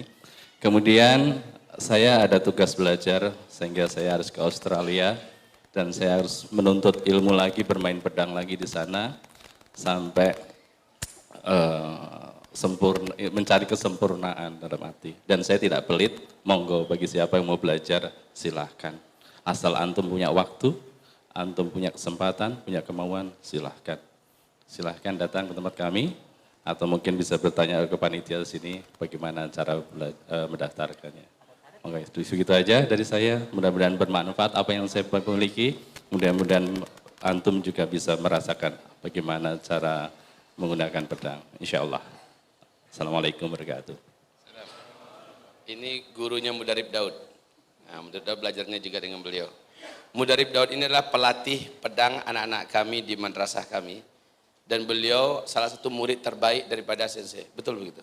Masya Allah. Mudarib Daud ini, beliau adalah orang Ambon yang diberi oleh Allah mauhibah, banyak keahlian bela diri yang dikuasainya. Tapi ketika di depan beliau, keahlian-keahlian bela diri itu akhirnya beliau akui memang layak belajar dengan sensei katanya. Terima kasih sensei. Cuma minta saya, ini sesuatu yang perlu di depan umum saya sampaikan ini. Mohon ajarkan di akhir zaman ini kecepatan yang memang tidak perlu berlambat-lambat sensei. Tidak perlu berlambat-lambat karena waktu kita sudah nggak ada lagi. Ini jangan hanya 1-2 gerakan 3 bulan 1 tahun. Lama-lama orang bosan. Betul tidak? Maunya kita yang memang praktis. Maka ciptakanlah ilmu bela diri yang seperti itu. Sensei memiliki kemampuan itu. Tolong ya. Sensei jazakallah khair. Barakallahu fiik. Barakallahu fiik. Allah barik fiik. Fadhal. Sudah ada pakar memanahnya. Sudah ada pakar berkudanya. Sudah ada pakar berpedangnya. Bahkan yang membuat panah terbaik, membuat pedang terbaik, beliau pun termasuk yang ahli di situ. Ya. Jadi sudah ada pakar-pakar dan ahlinya. Tinggal mau nggak belajar. Orang tua macam saya saja. Saya mengatakan diri saya tua. Orang yang sudah berumur 40 tahun seperti saya saja merasa masih muda macam anak saya Sahab, macam anak saya Kais. Enggak pernah ada waktu kecuali tadi Pak, sambil nyuri waktu memberikan orasi, memberikan ceramah pagi tadi. Sempat-sempatnya saya ambil panah, cepat, membuat istri saya. Ya Allah, ini udah baru aja, non-stop Pak, non-stop. Asal ada waktu saya langsung, baru saya berangkat. Mesti adakan waktu terus. Kalau enggak kapan lagi? Bapak sambil di rumah bisa, sambil di mana saja bisa. Pokoknya latihlah diri kita dan lakukan itu dengan aman, dengan legal, dengan formal. Ya, jangan sembunyi-sembunyi di belakang rumah, nanti teroris. Pergi ke semak-semak, main sendirian. Nggak boleh. Lakukan secara legal di Istora Senayan umpamanya kan. Berlatihlah dengan legal, dengan formal di bawah payung lembaga-lembaga seperti kalau Pordasi, ya, Perpani, yang seperti itu. Jadi di bawah lembaga dan payung hukum yang legal formal. Jangan main di belakang-belakang. Dan bertekadlah menjadi atlet yang bisa membanggakan Indonesia di pentas dunia. Bekatnya harus besar-besar begitu Pak. Maka madrasah mulazamah kami biasakan, tanya anak-anak kami ini, kami biasakan mereka punya cita-cita besar. Kami tidak izinkan mereka cita-cita hanya sebatas Bogor. Kami tidak izinkan mereka hanya punya cita-cita sebatas provinsi Jawa Barat. Cita-cita mereka menembus Indonesia. Harapan kami mereka lah yang akan menggenggam dunia. Kader seperti ini kami sematkan siang malam. Kami sematkan cita-cita yang besar. Karena sejarah para pemimpin besar dulu, ternyata oleh guru-gurunya dilatih untuk memiliki cita-cita yang mendunia. Akhirnya mereka memang menjadi manusia yang memimpin dunia. InsyaAllah ta'ala. Yang seperti ini yang kita persiapkan tempatnya dan belajarnya. Kaum muslimin yang kami muliakan, kalau ada yang masukkan anaknya, kita sortir. Paling maksimal kita bisa terima sekarang ini 15 orang 1 tahun yang laki-laki, 15 orang 1 tahun yang wanita. Untuk tahun ini kami sudah terima ada 9 orang laki-laki dan ada 9 orang wanita. Karena ketidakadaan fasilitas kita. Maka sekarang kita kejar Pak. Kita kejar. Kayaknya tadi baru jalan sebelah sini. Anak kita baru sebelah sini jalannya. Ini belum jalan lagi. Betul tidak? Coba nanti Bapak Ibu jalankan lagi. Dan yang termaksimal di antara Bapak Ibu, itulah yang terbaik yang akan Allah kembalikan untuknya. Kita kembali kepada pembahasan kita. Nah sekarang persiapan kita itu apa? Ketika kita tahu Malhamah Al-Kubra adalah peperangan puncak, peperangan terakhir, peperangan yang tidak ada lagi peperangan setelah itu. Ustadz, katanya setelah Malhamah Al-Kubra masih ada peperangan. Iya, tapi perang tanpa ada yang tertumpah darah. Perang tanpa ada yang meninggal dunia, tanpa ada yang syahid. Di mana? Konstantinopel, Turki. Turki nanti yang paling terakhir. Jadi setelah Malhamah Al-Kubra, peperangan nanti akan berlangsung di Turki. Namun peperangan ini, coba lihat, rakyat Turki sekarang sedang digiring cinta Islam apa bukan? Rakyat Turki sekarang sedang dipimpin untuk rindu dengan khilafah Islamiyah kembali apa tidak? Maka bisa jadi Erdogan ini dibunuh dan beliau mudah-mudahan syahid. Amin. Amin, dibunuh? Tidak. Mudah-mudahan beliau akhir hayatnya syahid. Antum mencintai Erdogan? Saya mencintai beliau. Antum mencintai Erdogan? Hanya orang beriman yang cinta dengan Erdogan dan hanya orang munafik yang benci dengan Erdogan. Hanya orang beriman yang cinta dengan Zakir Naik dan hanya orang munafik yang benci dengan Zakir Naik. Hanya orang beriman yang cinta dengan Raja Salman dan hanya orang munafik yang benci dengan Raja Salman. Hanya orang beriman yang sayang dan cinta kepada Habib Rizik Syihab dan hanya orang munafik yang benci dengan Habib Rizik Syihab. Hanya orang beriman yang sayang dan cinta dengan Presiden Persatuan Ulama seluruh dunia yang ada di Qatar, Profesor Dr. Yusuf Al-Qardawi, dan hanya orang munafik yang benci dengan beliau. Kalau ada di antara mereka ini termasuk Erdogan dibunuh, wallahu alam, semoga saja beliau syahid. Tapi kaum muslimin yang kami cintai, rakyatnya sekarang sudah mulai diajar benci dengan sekuler. Rakyatnya sudah bisa menghirup udara kemerdekaan dan kemuliaan dengan Islam. Turki sekarang sudah menjadi kiblat bentuk daripada model daripada kemajuan dan ketinggian, keharuman, kekayaan, kemewahan berkat Islam. Dan Erdogan selalu mengumumkan demikian, ini berkat kami kembali kepada Islam. Jadi rakyatnya satu persatu, sedikit demi sedikit sudah mulai kembali digiring. Padahal sekian generasi dimurtadkan oleh sistem sekuler, Pak. Setiap sekian generasi sekarang sudah mulai dikembalikan cinta kepada Islam. Jilbab-jilbab, bahasa Arab, semua pelajaran kampus-kampus Universitas Islam sudah mulai bermunculan di Turki. Insya Allah anak-anak kami sahab dengan izin Allah dites, sudah lulus kemarin untuk berangkat ke Turki insya Allah nak ya. Kapan bulannya mohon doakan. Anak-anak kami memang semua mana-mana yang tamat nanti kita kirimkan ke tempat yang berkualitas. Insya Allah Ta'ala. Baik, hamba-hamba Allah yang kami cintai, yang kami muliakan. Lalu Konstantinopel ditaklukkan, tapi kata Rasulullah tidak dengan perang. Umat Islam ke sana datang, para mujahidin yang lulus peperangan besar yang ada di Malhamah Al-Kubra. Mereka datang ke Konstantinopel, ke Turki. Dengan membaca, Allahu Akbar, La ilaha illallah, Allahu Akbar. Hanya dengan itu, ternyata rakyat Turki menyambut. Militer dan tentara Turki menyambut tanpa perang. Mereka menyerahkan segala-galanya. Artinya mereka memang sudah rindu untuk dipimpin oleh pemimpinan Islam yang pemimpinnya adalah Al-Mahdi. Enggak ada perang, Pak.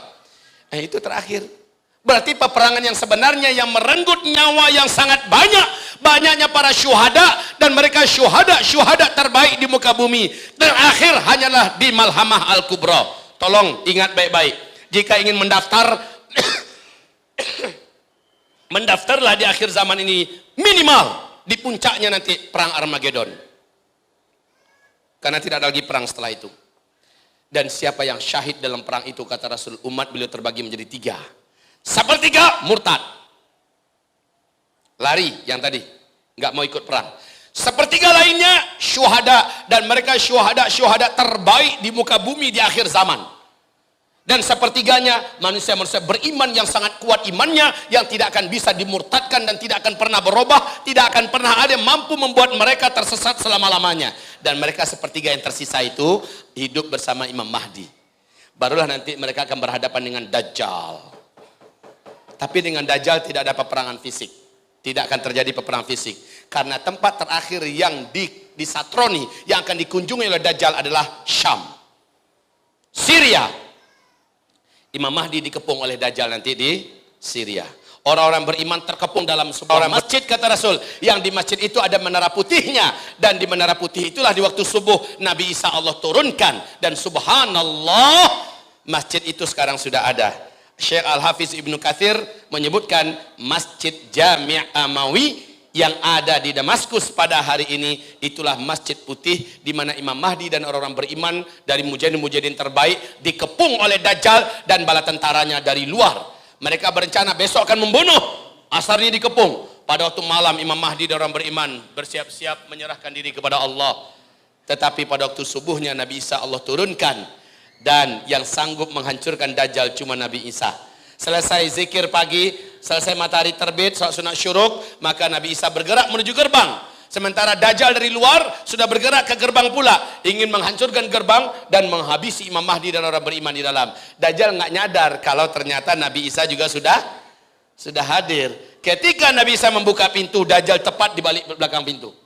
Ya, maka Dajjal menatap, Yadub, langsung meleleh badan Dajjal, meleleh. Dan Dajjal menjerit kesakitan. Demi Allah, kata Rasul, kalau Dajjal bertahan saat itu, berdiri di tempatnya, dia akan menjadi cairan yang menggenang di lantai. Dan Dajjal dengan sisa kesaktian dan kekuatannya lari.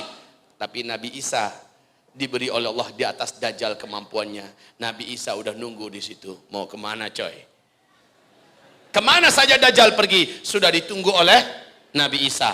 Terakhir, karena jadwal kematian Dajjal sudah dibocorkan oleh malaikat maut kepada Nabi Isa bahwa dia matinya nanti di pintu Lut di Palestina, maka Nabi Isa sudah menunggu di depan pintu Lut. Saat Dajjal muncul di situ, langsung dihunjamkan senjata yang ada di tangan Nabi Isa. Matilah Dajjal. Oke, demikian kisah Malhamah Al-Kubra. Jadi pasukan yang bisa bergabung di sana adalah orang yang dari sepanjang ini sudah warming up, sudah melakukan pemanasan dan pemantasan diri. Pantaskan diri. Hafallah Al-Quran berapa sanggupnya. Sujudlah banyak-banyak dalam tahajud, berdoalah sambil menangis kepada Allah.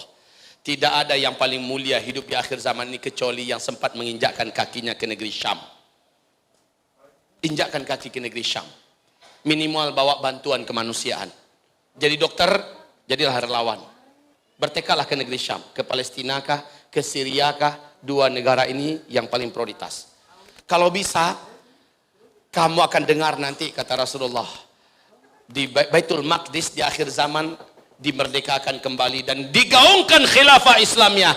Negeri yang paling aman di akhir zaman, negeri yang paling makmur di akhir zaman, negeri yang paling indah nanti di akhir zaman, ketika seluruh dunia dalam keadaan kekacauan dan peperangan adalah Palestina. Saat itu kamu hijrahlah ke sana. Demikian perintah Rasulullah kepada Muadz bin Jabal dan penekanan Rasulullah kepada Ibnu Hawalah agar kita persiapkan diri untuk dipantaskan oleh Allah ada di negeri Syam, khususnya di Palestina.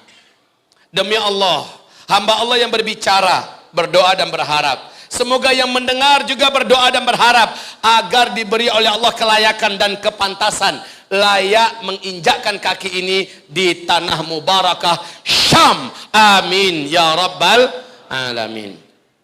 Baik. Sekarang jika ada yang mau bertanya, silakan ajukan pertanyaannya.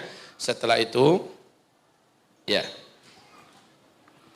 Maaf, ini sertifikat yang saya maksud tadi, Bapak Ibu yang kami muliakan. Saya tahu Bapak Ibu sudah sangat banyak berderma untuk agama Allah di mana-mana. Sudah banyak bersedekah, semoga Allah terima seluruhnya. Tapi berprinsiplah seperti prinsip para sahabat. Prinsip mereka kata Utsman bin Affan, setiap kali mereka terbuka peluang amal yang baru, mereka lupakan amal mereka yang lama dan mereka berharap semoga amal yang baru inilah yang paling menyelamatkan saya. Semoga amal saya yang terbaru inilah yang akan menguntungkan dunia akhirat saya. Semoga amal terbaru inilah yang diterima oleh Allah. Jadi jangan sampai berpikir seperti orang munafik. Ah, sedekah saya sudah banyak sebelum ini, infak saya sudah banyak sebelum ini, lalu tidak tergairahkan lagi untuk melakukan amalan berikutnya. Kaum muslimin, memang bulan Juli adalah bulan yang mendebarkan bagi kami. Karena persiapan gedung ini harus segera siap. Sebab kita tidak punya fasilitas. Kita tidak punya lagi tempat kecuali hanya ini. Maka ayo sama-sama kita gotong royongi dan mudah-mudahan Allah berkahi harta kita semua. Amin. Silakan. Alhamdulillah, kita masuk ke sesi pertanyaan. Di sini ribuan WA masuk ke handphone saya sampai handphone saya lobet. Ribuan WA. Enggak, Ustaz. Ribuan. Bercanda. Masya Allah. Ya silakan. Yang sanggup kita jawab saja. Assalamualaikum. Ya, saya ingin bertanya, di era badai fitnah ini, di mana tadi Ustadz mengatakan adanya perintah jihad dalam berbagai aspek, media, ekonomi, budaya, dan lain-lain. Tapi ada pula hadis yang berisi, tetaplah engkau di rumahmu, kuasailah lisanmu, ambillah apa saja yang engkau ketahui, dan tinggalkan apa saja yang kamu pungkiri, perhatikanlah urusan khusus dirimu, dan jauhilah urusan orang banyak. Hadis Abu Daud. Jadi bagaimanakah bentuk jihad akhir zaman yang benar terkait hadis di atas, yang lebih cenderung apatis terhadap problematika umat? Syukran, Ustaz. Itu yang dimaksud dalam hadis ini, itu berlaku di seluruh masa sepanjang waktu. Setiap kali ada pertempuran yang terjadi antar sesama umat muslim, maka yang terbaik adalah yang tidak ikut bertempur, gitu loh maksudnya. Ya, kalau ada senjata tempur malah gantungkan, simpan, kalau perlu patahkan supaya memastikan diri tidak ikut dalam pertempuran sesama umat Islam. Begitu ya. Adapun yang ada di Suriah sekarang antara Ahlus Sunnah wal Jamaah melawan Syiah Nusairiyah, itu bukan sama umat Islam, tetapi antara umat Islam dengan ahli syirik. Kafir Syiah Nusairiyah itu jelas-jelas kafir ahli syirik. Seluruh ulama Ahlus Sunnah wal Jamaah, imam mazhab yang 4, ijma' para ulama mengatakan Syiah Nusairiyah termasuk Syiah Ithna Asyariyah di luar Islam. Ayo, siapa berani yang mengatakan itu masih Islam? Tidak ada. Itu adalah perang antara ahli tauhid dengan ahli syirik. Ya. Maka hadis yang dimaksud di situ adalah hadis apabila sesama umat muslim terjadi pertempuran, yang terbaik adalah yang tidak ikut bertempur, gitu ya. Silakan. Kita batasi sampai maksimal nih, maksimal setengah 10 maksimal. Tapi 15 menit ke depan itu yang terbaik. Ya. Ustadz bercanda lagi nih. Ya, silakan. Ya, pertanyaan kedua. Assalamualaikum warahmatullahi wabarakatuh. Ustadz yang dirahmati Allah, menurut Ustadz, apakah aman bagi anak-anak yang akidahnya belum mengakar kuat dalam dirinya mendengar kajian seperti yang sekarang sedang Ustadz sampaikan? Kami sebagai ibu-ibu terus terang agak khawatir akan dampaknya. Mohon pencerahan dari Ustadz. Tugas bapak-bapak yang mendampingi dan mengawal pembahasan ini adalah lanjutan. Makanya saya tanyakan tadi, ini pembahasannya Malhamah Al-Kubra itu pembahasan perang. Apa siap? Semua angkat tangan. Sekarang ibu-ibu yang khawatir, berarti ibu-ibunya belum siap. Ya ibu-ibu nggak usah perang, anak-anak juga nggak usah perang. Dan ini fase keempat. Anak-anak kita juga harus tahu fase ini perang akan terjadi. Kita mau atau nggak mau, kita siap atau nggak siap, dia pasti terjadi. Yang terbaik adalah malah ibu-ibu. Jadilah kayak ibu-ibu sahabat. Ibu-ibu sahabat dari kecil anak-anaknya dibakar untuk semangat. Menjadi Khalid bin Walid, menjadi Sa'ad bin Abi Waqqas, menjadi Umar bin Khattab, menjadi Ali bin Abi Thalib. Sehingga para ibu-ibu yang berperan agar anak-anaknya bukannya anak-anak yang cemen, bukan anak-anak yang banci, anak-anak yang takut dengan huru hara, yang itu adalah zamannya zaman kita. Bu, saya masih normal loh bu. Saya pun termasuk orang yang benci dengan perang. Setuju enggak? Yang suka dan senang sama perang tolong angkat tangan. Enggak ada kan? Bu, suami-suami ibu saja di bawah sepakat dengan saya bahwa perang paling kita benci semua. Tapi membacakan dan menyampaikan ilmu, fakta yang akan kita hadapi ke depan nggak boleh disembunyikan, di mana gunanya adalah agar setiap pribadi, setiap individu minimal mempersiapkan nyali dan mental. Syukur-syukur juga mempersiapkan kepantasan fisik dan keahlian serta ketangkasan. Begitu. Nah, kamu sudah dengar ceramah tadi? Sudah ma? Sudah Umi? Gimana nak? Iya ma. Aku ingin setelah menjadi ulama, setelah menjadi ahli tafsir, ahli hadis, ingin menjadi seorang yang ahli juga dalam pertempuran bersama Imam Mahdi nanti, bla bla bla bla. Luar biasa kan? Indonesia di masa-masa yang akan datang akan menghadapi hari-hari yang kritis dan sangat genting. Kalau anak-anak kita tidak terlatih dengan jiwa, tidak terlatih dengan mental, tidak terlatih dengan persiapan hati yang kuat, maka anak-anak kita akan disembelih seperti anak-anak yang ada di Rohingya, seperti yang ada di Yaman, seperti yang ada di Suriah. Apa kita mau begitu? Yang terbaik adalah walaupun hanya bisa melepaskan 1-2 busur anak panah, 1-2 musuh-musuh Allah, musuh negara bisa tumbang hendaknya oleh anak-anak kita. Syahid mereka syahidlah, tapi nyawa mereka berharga dengan sekian nyawa orang kafir pula. Amin. Ini fase keempat. Fase keempat ini fase perang. Yang ditanamkan pertama kali, oh ibu, kami mendidik anak-anak kami di Madrasah Mulazamah, pendidikan utama yang kami tanamkan pada mereka adalah pendidikan akidah dan adab. Akidah dan adab, akidah dan adab. Lalu ibadahnya kita kawal, kita bimbing. Kita asuh mereka dengan kasih sayang, dengan cinta, dengan kelembutan. Jadi kami tidak mengajak kepada mereka, ayo nak perang. Kami tidak mengajarkan itu. Tetapi itu akan tumbuh sebagai bunga yang indah. Insya Allah Ta'ala. Ya, silakan. Satu lagi Ustadz mungkin. Ya. Assalamualaikum warahmatullahi wabarakatuh. Waalaikumsalam warahmatullahi wabarakatuh.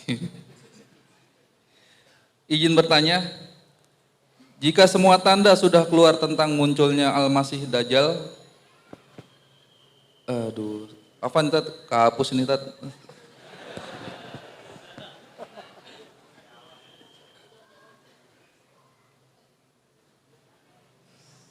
Nah, yang terakhir ya Tat ya.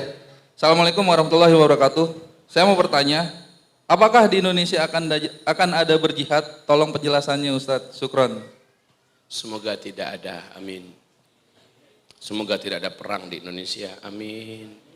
Saya takut perang, ibu bapak. Jadi kalau saya katakan ada, gunanya apa? Tetapi cukup saya jelaskan fase keempat ini kata Rasulullah adalah fase jihad dan perang. Berarti nggak usah tanyakan Indonesia dong.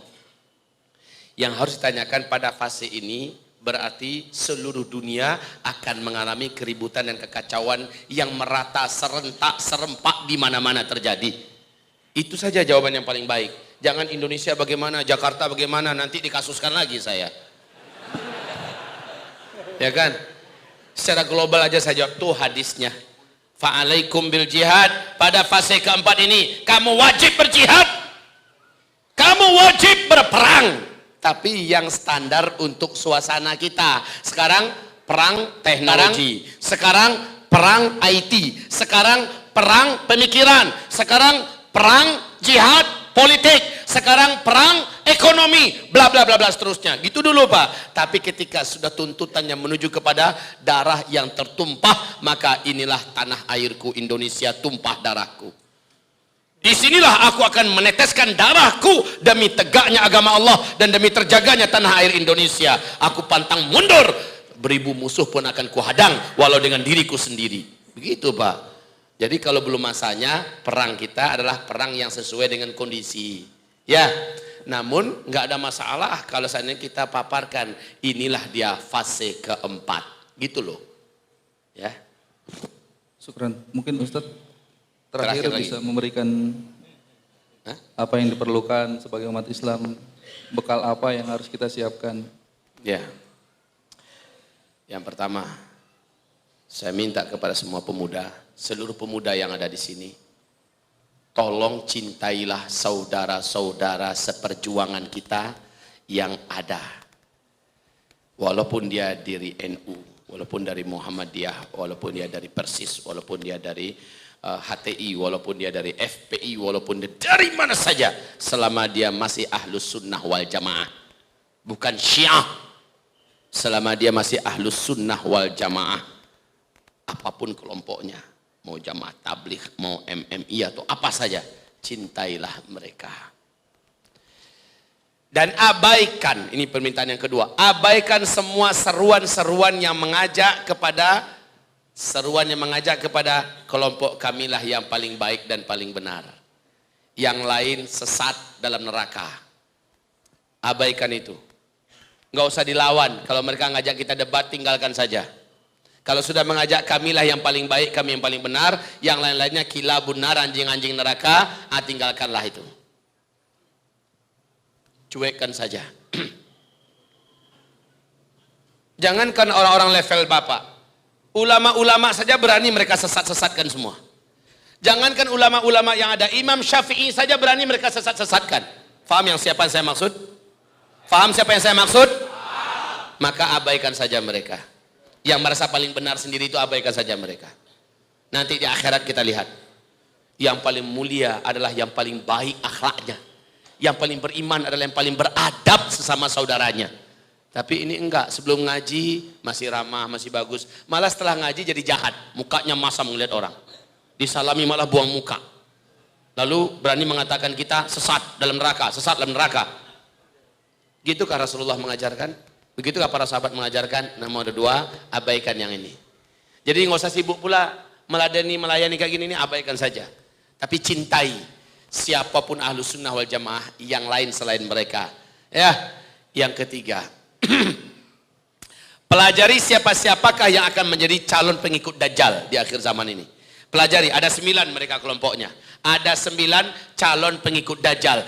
Pastikan bahwa kita bukan salah seorang di antara mereka. Itu dulu Pak. Ada 9 calon pengikut Dajjal. Ini tadi malam saya tabligh akbar di Masjid Al-Furqan di Pekanbaru. Pas jam segini, saya menguraikan 9 calon pengikut Dajjal. 1, 2, 3 dan seterusnya. Dan pastikan kita bukan salah seorang di antara mereka.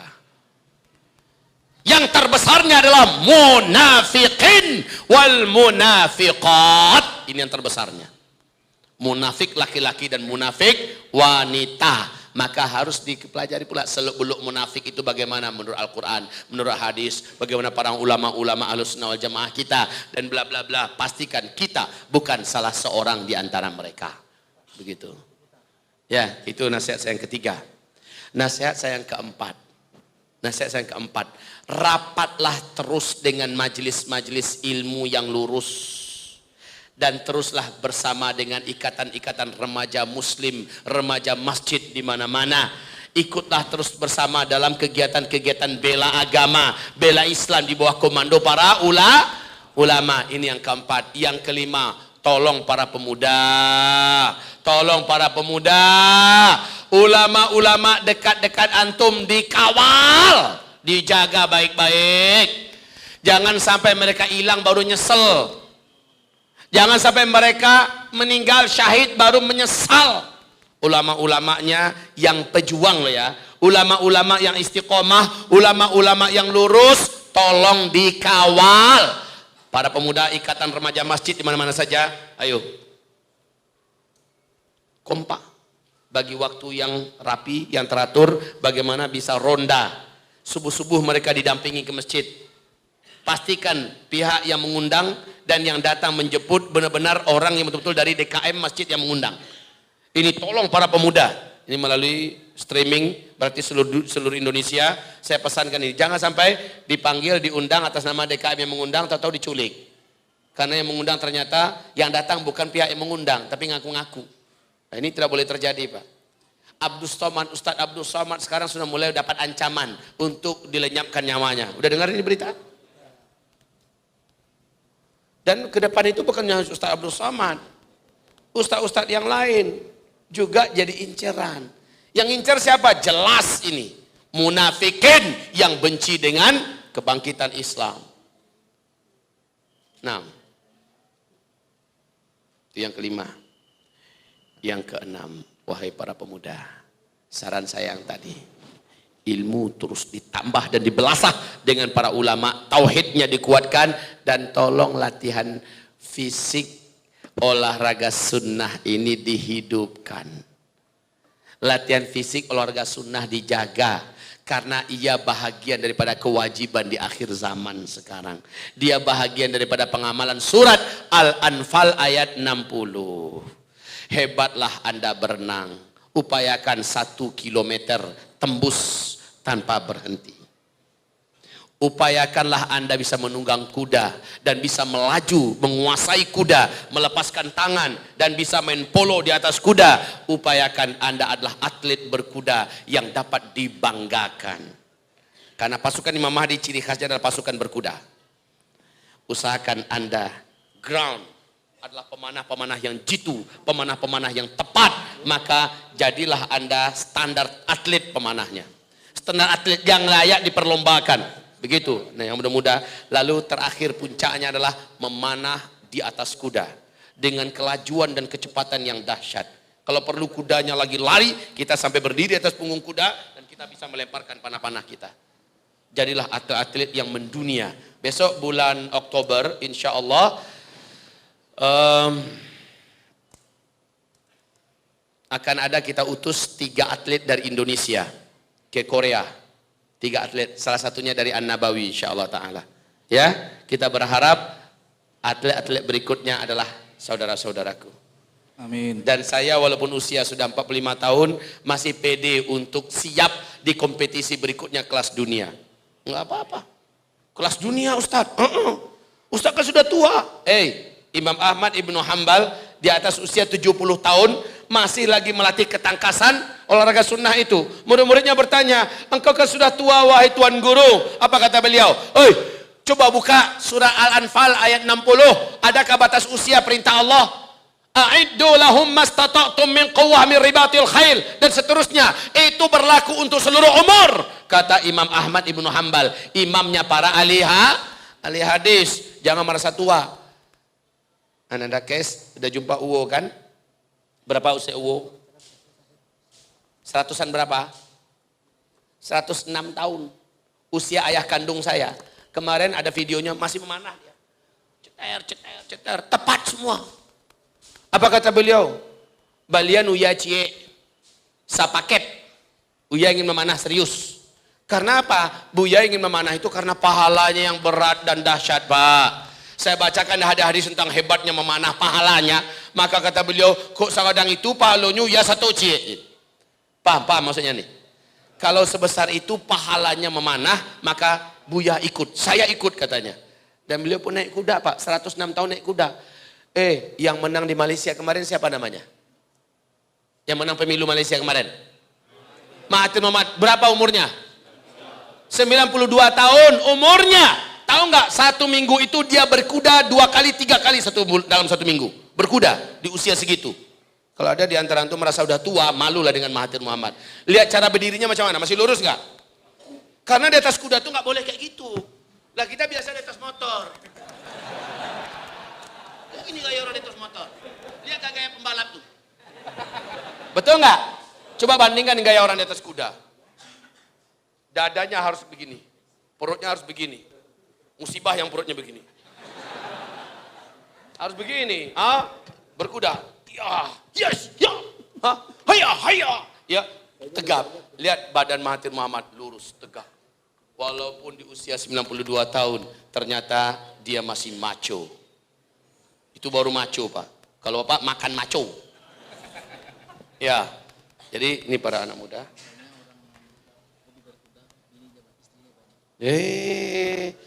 Ini namanya provokator. Beliau mengatakan, makanya orang yang hobi berkuda, bininya banyak. Apa hubungannya? Jangan jadi provokator di akhir zaman ini. Ya. Memang betul, Ustaz Arifin Ilham istrinya 3, Agim istrinya 2, saya baru 4. Udah close. Nah, udah nggak ada lagi kesempatan yang lain. Jadi itu nggak ada hubungannya, tapi memang gagah-gagah dia. Ya. Baik, saudara-saudaraku sekalian, demikian ya. Masih ada lagi yang lain? Cukup? Cukup. Mari kita berdoa kepada Allah Subhanahu wa taala. Sebentar sebelum saya sampaikan, ini adalah Jawara Kasturi, adalah parfum idola Rasulullah sallallahu alaihi wasallam. Banyak sangat hadis Nabi membanggakan kasturi ini. Kasturi adalah parfumnya Ahlul Jannah. Wangi surga adalah wangi kasturi.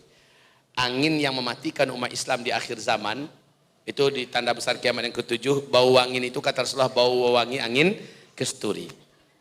Saya bawa kasturi itu kemari dan kasturi itu juga sudah diruqyah. Di dalamnya ada keberkahan dan sunnah. Pakailah untuk beribadah.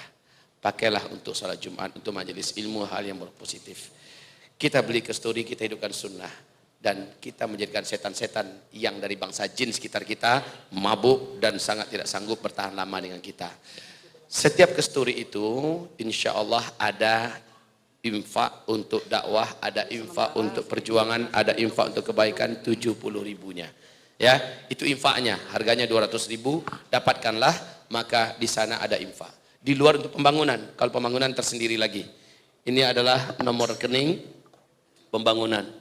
Saya berharap Ibu Bapak semuanya ikut terlibat dan nanti di akhirat bisa gabung kita sama-sama dan saya menjadi saksi. Benar ya Rob, hartanya ada 1 juta, hadanya ada 500 ribu, hadanya ada 10 juta. Ya Rob, dengan itu hamba memohon kepadamu, beri ia syafaat berkat sedekahnya. Saya akan jadi saksi nanti insyaAllah ta'ala. Mari kita berdoa pada Allah subhanahu wa ta'ala. اللهم صل وسلم على هذا النبي الكريم وعلى آله وصحبه أجمعين ومن تبعه بإحسان إلى يوم الدين.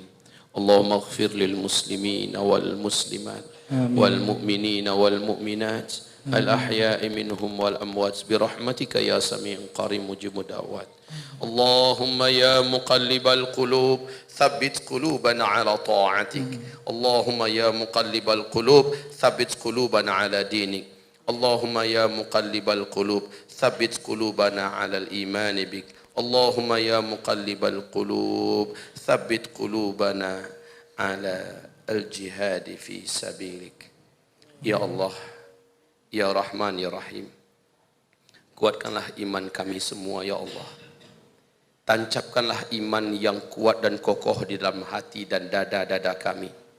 Jadikan setiap kami adalah orang-orang yang senantiasa tampil untuk membela agamamu dimanapun bumi kami pijak, kapanpun waktunya ya Allah. Ya Rabb, jadikanlah kami bukan dari jenis manusia-manusia yang pengecut. Jadikanlah kami bukan dari jenis manusia-manusia yang cemen, bermental pecundang. Lindungi kami ya Allah dari mental-mental banci yang memalukan. Jadikanlah kami para lelaki-lelaki kesatria akhir zaman yang luas ilmu dan kuat imannya, yang mantap akidah serta kokoh ibadahnya. Jadikanlah kami laki-laki dan wanita-wanita yang tinggi dan mulia akhlak serta adab-adabnya. Ya Allah ya Rabb, pantaskanlah kami menjadi bala tentara Imam Mahdi. Pantaskanlah kami menjadi bala tentara Imam Al-Mahdi. Jadikanlah kami, cetaklah kami menjadi calon-calon bala tentara Al-Mahdi ya Allah. Ya Rabb, izinkan kedua telapak kaki kami ini sempat menginjak bumi Palestina untuk agamamu ya Allah. Amin ya Allah. Izinkanlah kami nanti termasuk yang terpanggil dan terpilih ke negeri Syam ya Allah. Ya Rabbana, apabila Engkau memberi restu kepada kami, maka sungguh tidak ada yang lebih besar nikmat-Mu untuk kami melebihi itu ya Allah. Maka sempurnakanlah nikmat itu buat kami. Apabila kami memang tidak jodoh di sana, maka dalam hadis sahih Bukhari dan Muslim, Rasul-Mu juga pernah berkata bahwa manusia-manusia terbaik akan ada nanti di akhir zaman bertempur melawan kaum musyrikin sebelah timur. Dan kami yakin mereka adalah di Indonesia, di bumi ini ya Allah. Maka pantaskala kami menjadi para petempur-petempur ahli tauhid di akhir zaman ini ya Allah. Di bumi Indonesia ini ya Allah, melawan kaum musyrikin yang siapapun mereka nanti ya Allah. Pantaskanlah kami, bukan kami orang-orang munafik, bukan kami orang-orang musyrik, bukan kami para pengkhianat, pemburu dan pencinta dunia, bukan. Tapi jadikan kami lawan mereka, ahli tauhid yang tangguh, ahli tauhid yang pejuang, ahli tauhid yang benar-benar cinta kepadamu dan cinta kepada tanah air ini ya Allah. Allahumma amin. Allahumma amin. Allahumma amin. Ringankanlah diri kami dan hati kami untuk berderma dan berinfak buat perjuangan, buat dakwah, buat jihad fi sabilillah, buat kepentingan tegaknya agamamu di muka bumi ini ya Allah. Ringankan kami berinfak dan bersedekah, sehingga harta-harta yang kami cari menjadi milik kami sampai kampung akhirat kelak. Bukan kami tinggalkan dan menjadi ratapan penyesalan kami ya Allah di dunia ini. Ya Rabb, ringankan hati kami untuk senantiasa rajin mewakafkan waktu kami untuk agamamu, mewakafkan ilmu kami ya Allah dan tenaga kami, keahlian kami untuk tegaknya agamamu. Ya Allah, wahai yang maha mendengar, kabulkanlah doa kami ini. Wahai Rabb kami, wahai Rabb kami, wahai ya Rabb kami, sesungguhnya Engkau maha mendengarkan doa kami. Sesungguhnya Engkau maha mendengarkan doa kami. Sesungguhnya Engkau maha mendengarkan doa kami. Maka kabulkanlah doa ini. Ya Rabb, selamatkanlah Habib Rizik Syihab ya Allah. Amin ya Allah. Kembalikanlah beliau ke tengah-tengah kami, ke Indonesia ya Allah. Amin ya Allah. Kami rindu dengan beliau. Kami sayang dan cinta kepada beliau. Ya Allah, lepaskanlah beliau dari segala jeratan-jeratan fitnah yang disematkan kepadanya ya Allah. Amin. Lindungilah beliau dari segala niat-niat dan makar-makar jahat yang ingin menghabisi beliau ya Allah. Amin ya Allah. Begitu juga Ustadz kami, Ustadz Abdul Somad, Amin. Ustadz Bakhtiar Nasir, Amin. Syekh Tengku Zulkarnain, Amin. Ustadz Felix Xiao, Amin. Ustadz Agim, Amin. Arifin Ilham, Amin. seluruh alim ulama, habib-habib kami ya Allah, yang pejuang dan istiqomah dari kalangan ahlus sunnah wal jamaah. Amin. Jagalah kami semua dan persatuan kami umat Islam di Indonesia ini ya Rabbana. Sesungguhnya Engkaulah tujuan tertinggi kami. Sesungguhnya kemuliaan di atas Islamlah yang menjadi nafas hidup kami. Maka hidup dan matikan kami untuk agamamu senantiasa. Dan syahidkan akhir hayat kami ya Allah. Amin ya Allah. Syahidkanlah akhir hayat kami ya Rabb. Amin. Syahidkanlah akhir hayat kami ya Rabb kami. Allahumma amin. Allahumma amin.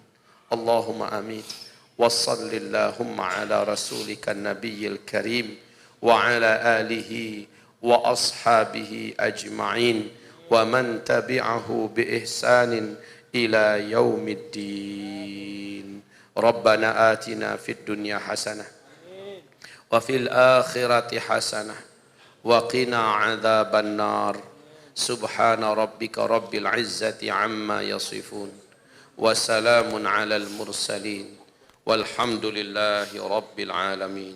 Allahumma amin wa sallallahu ala rasulika nabil karim. Baik, demikian saja dari saya Ibu Bapak sekalian. Subuh kita acara di mana insyaallah? Di mana?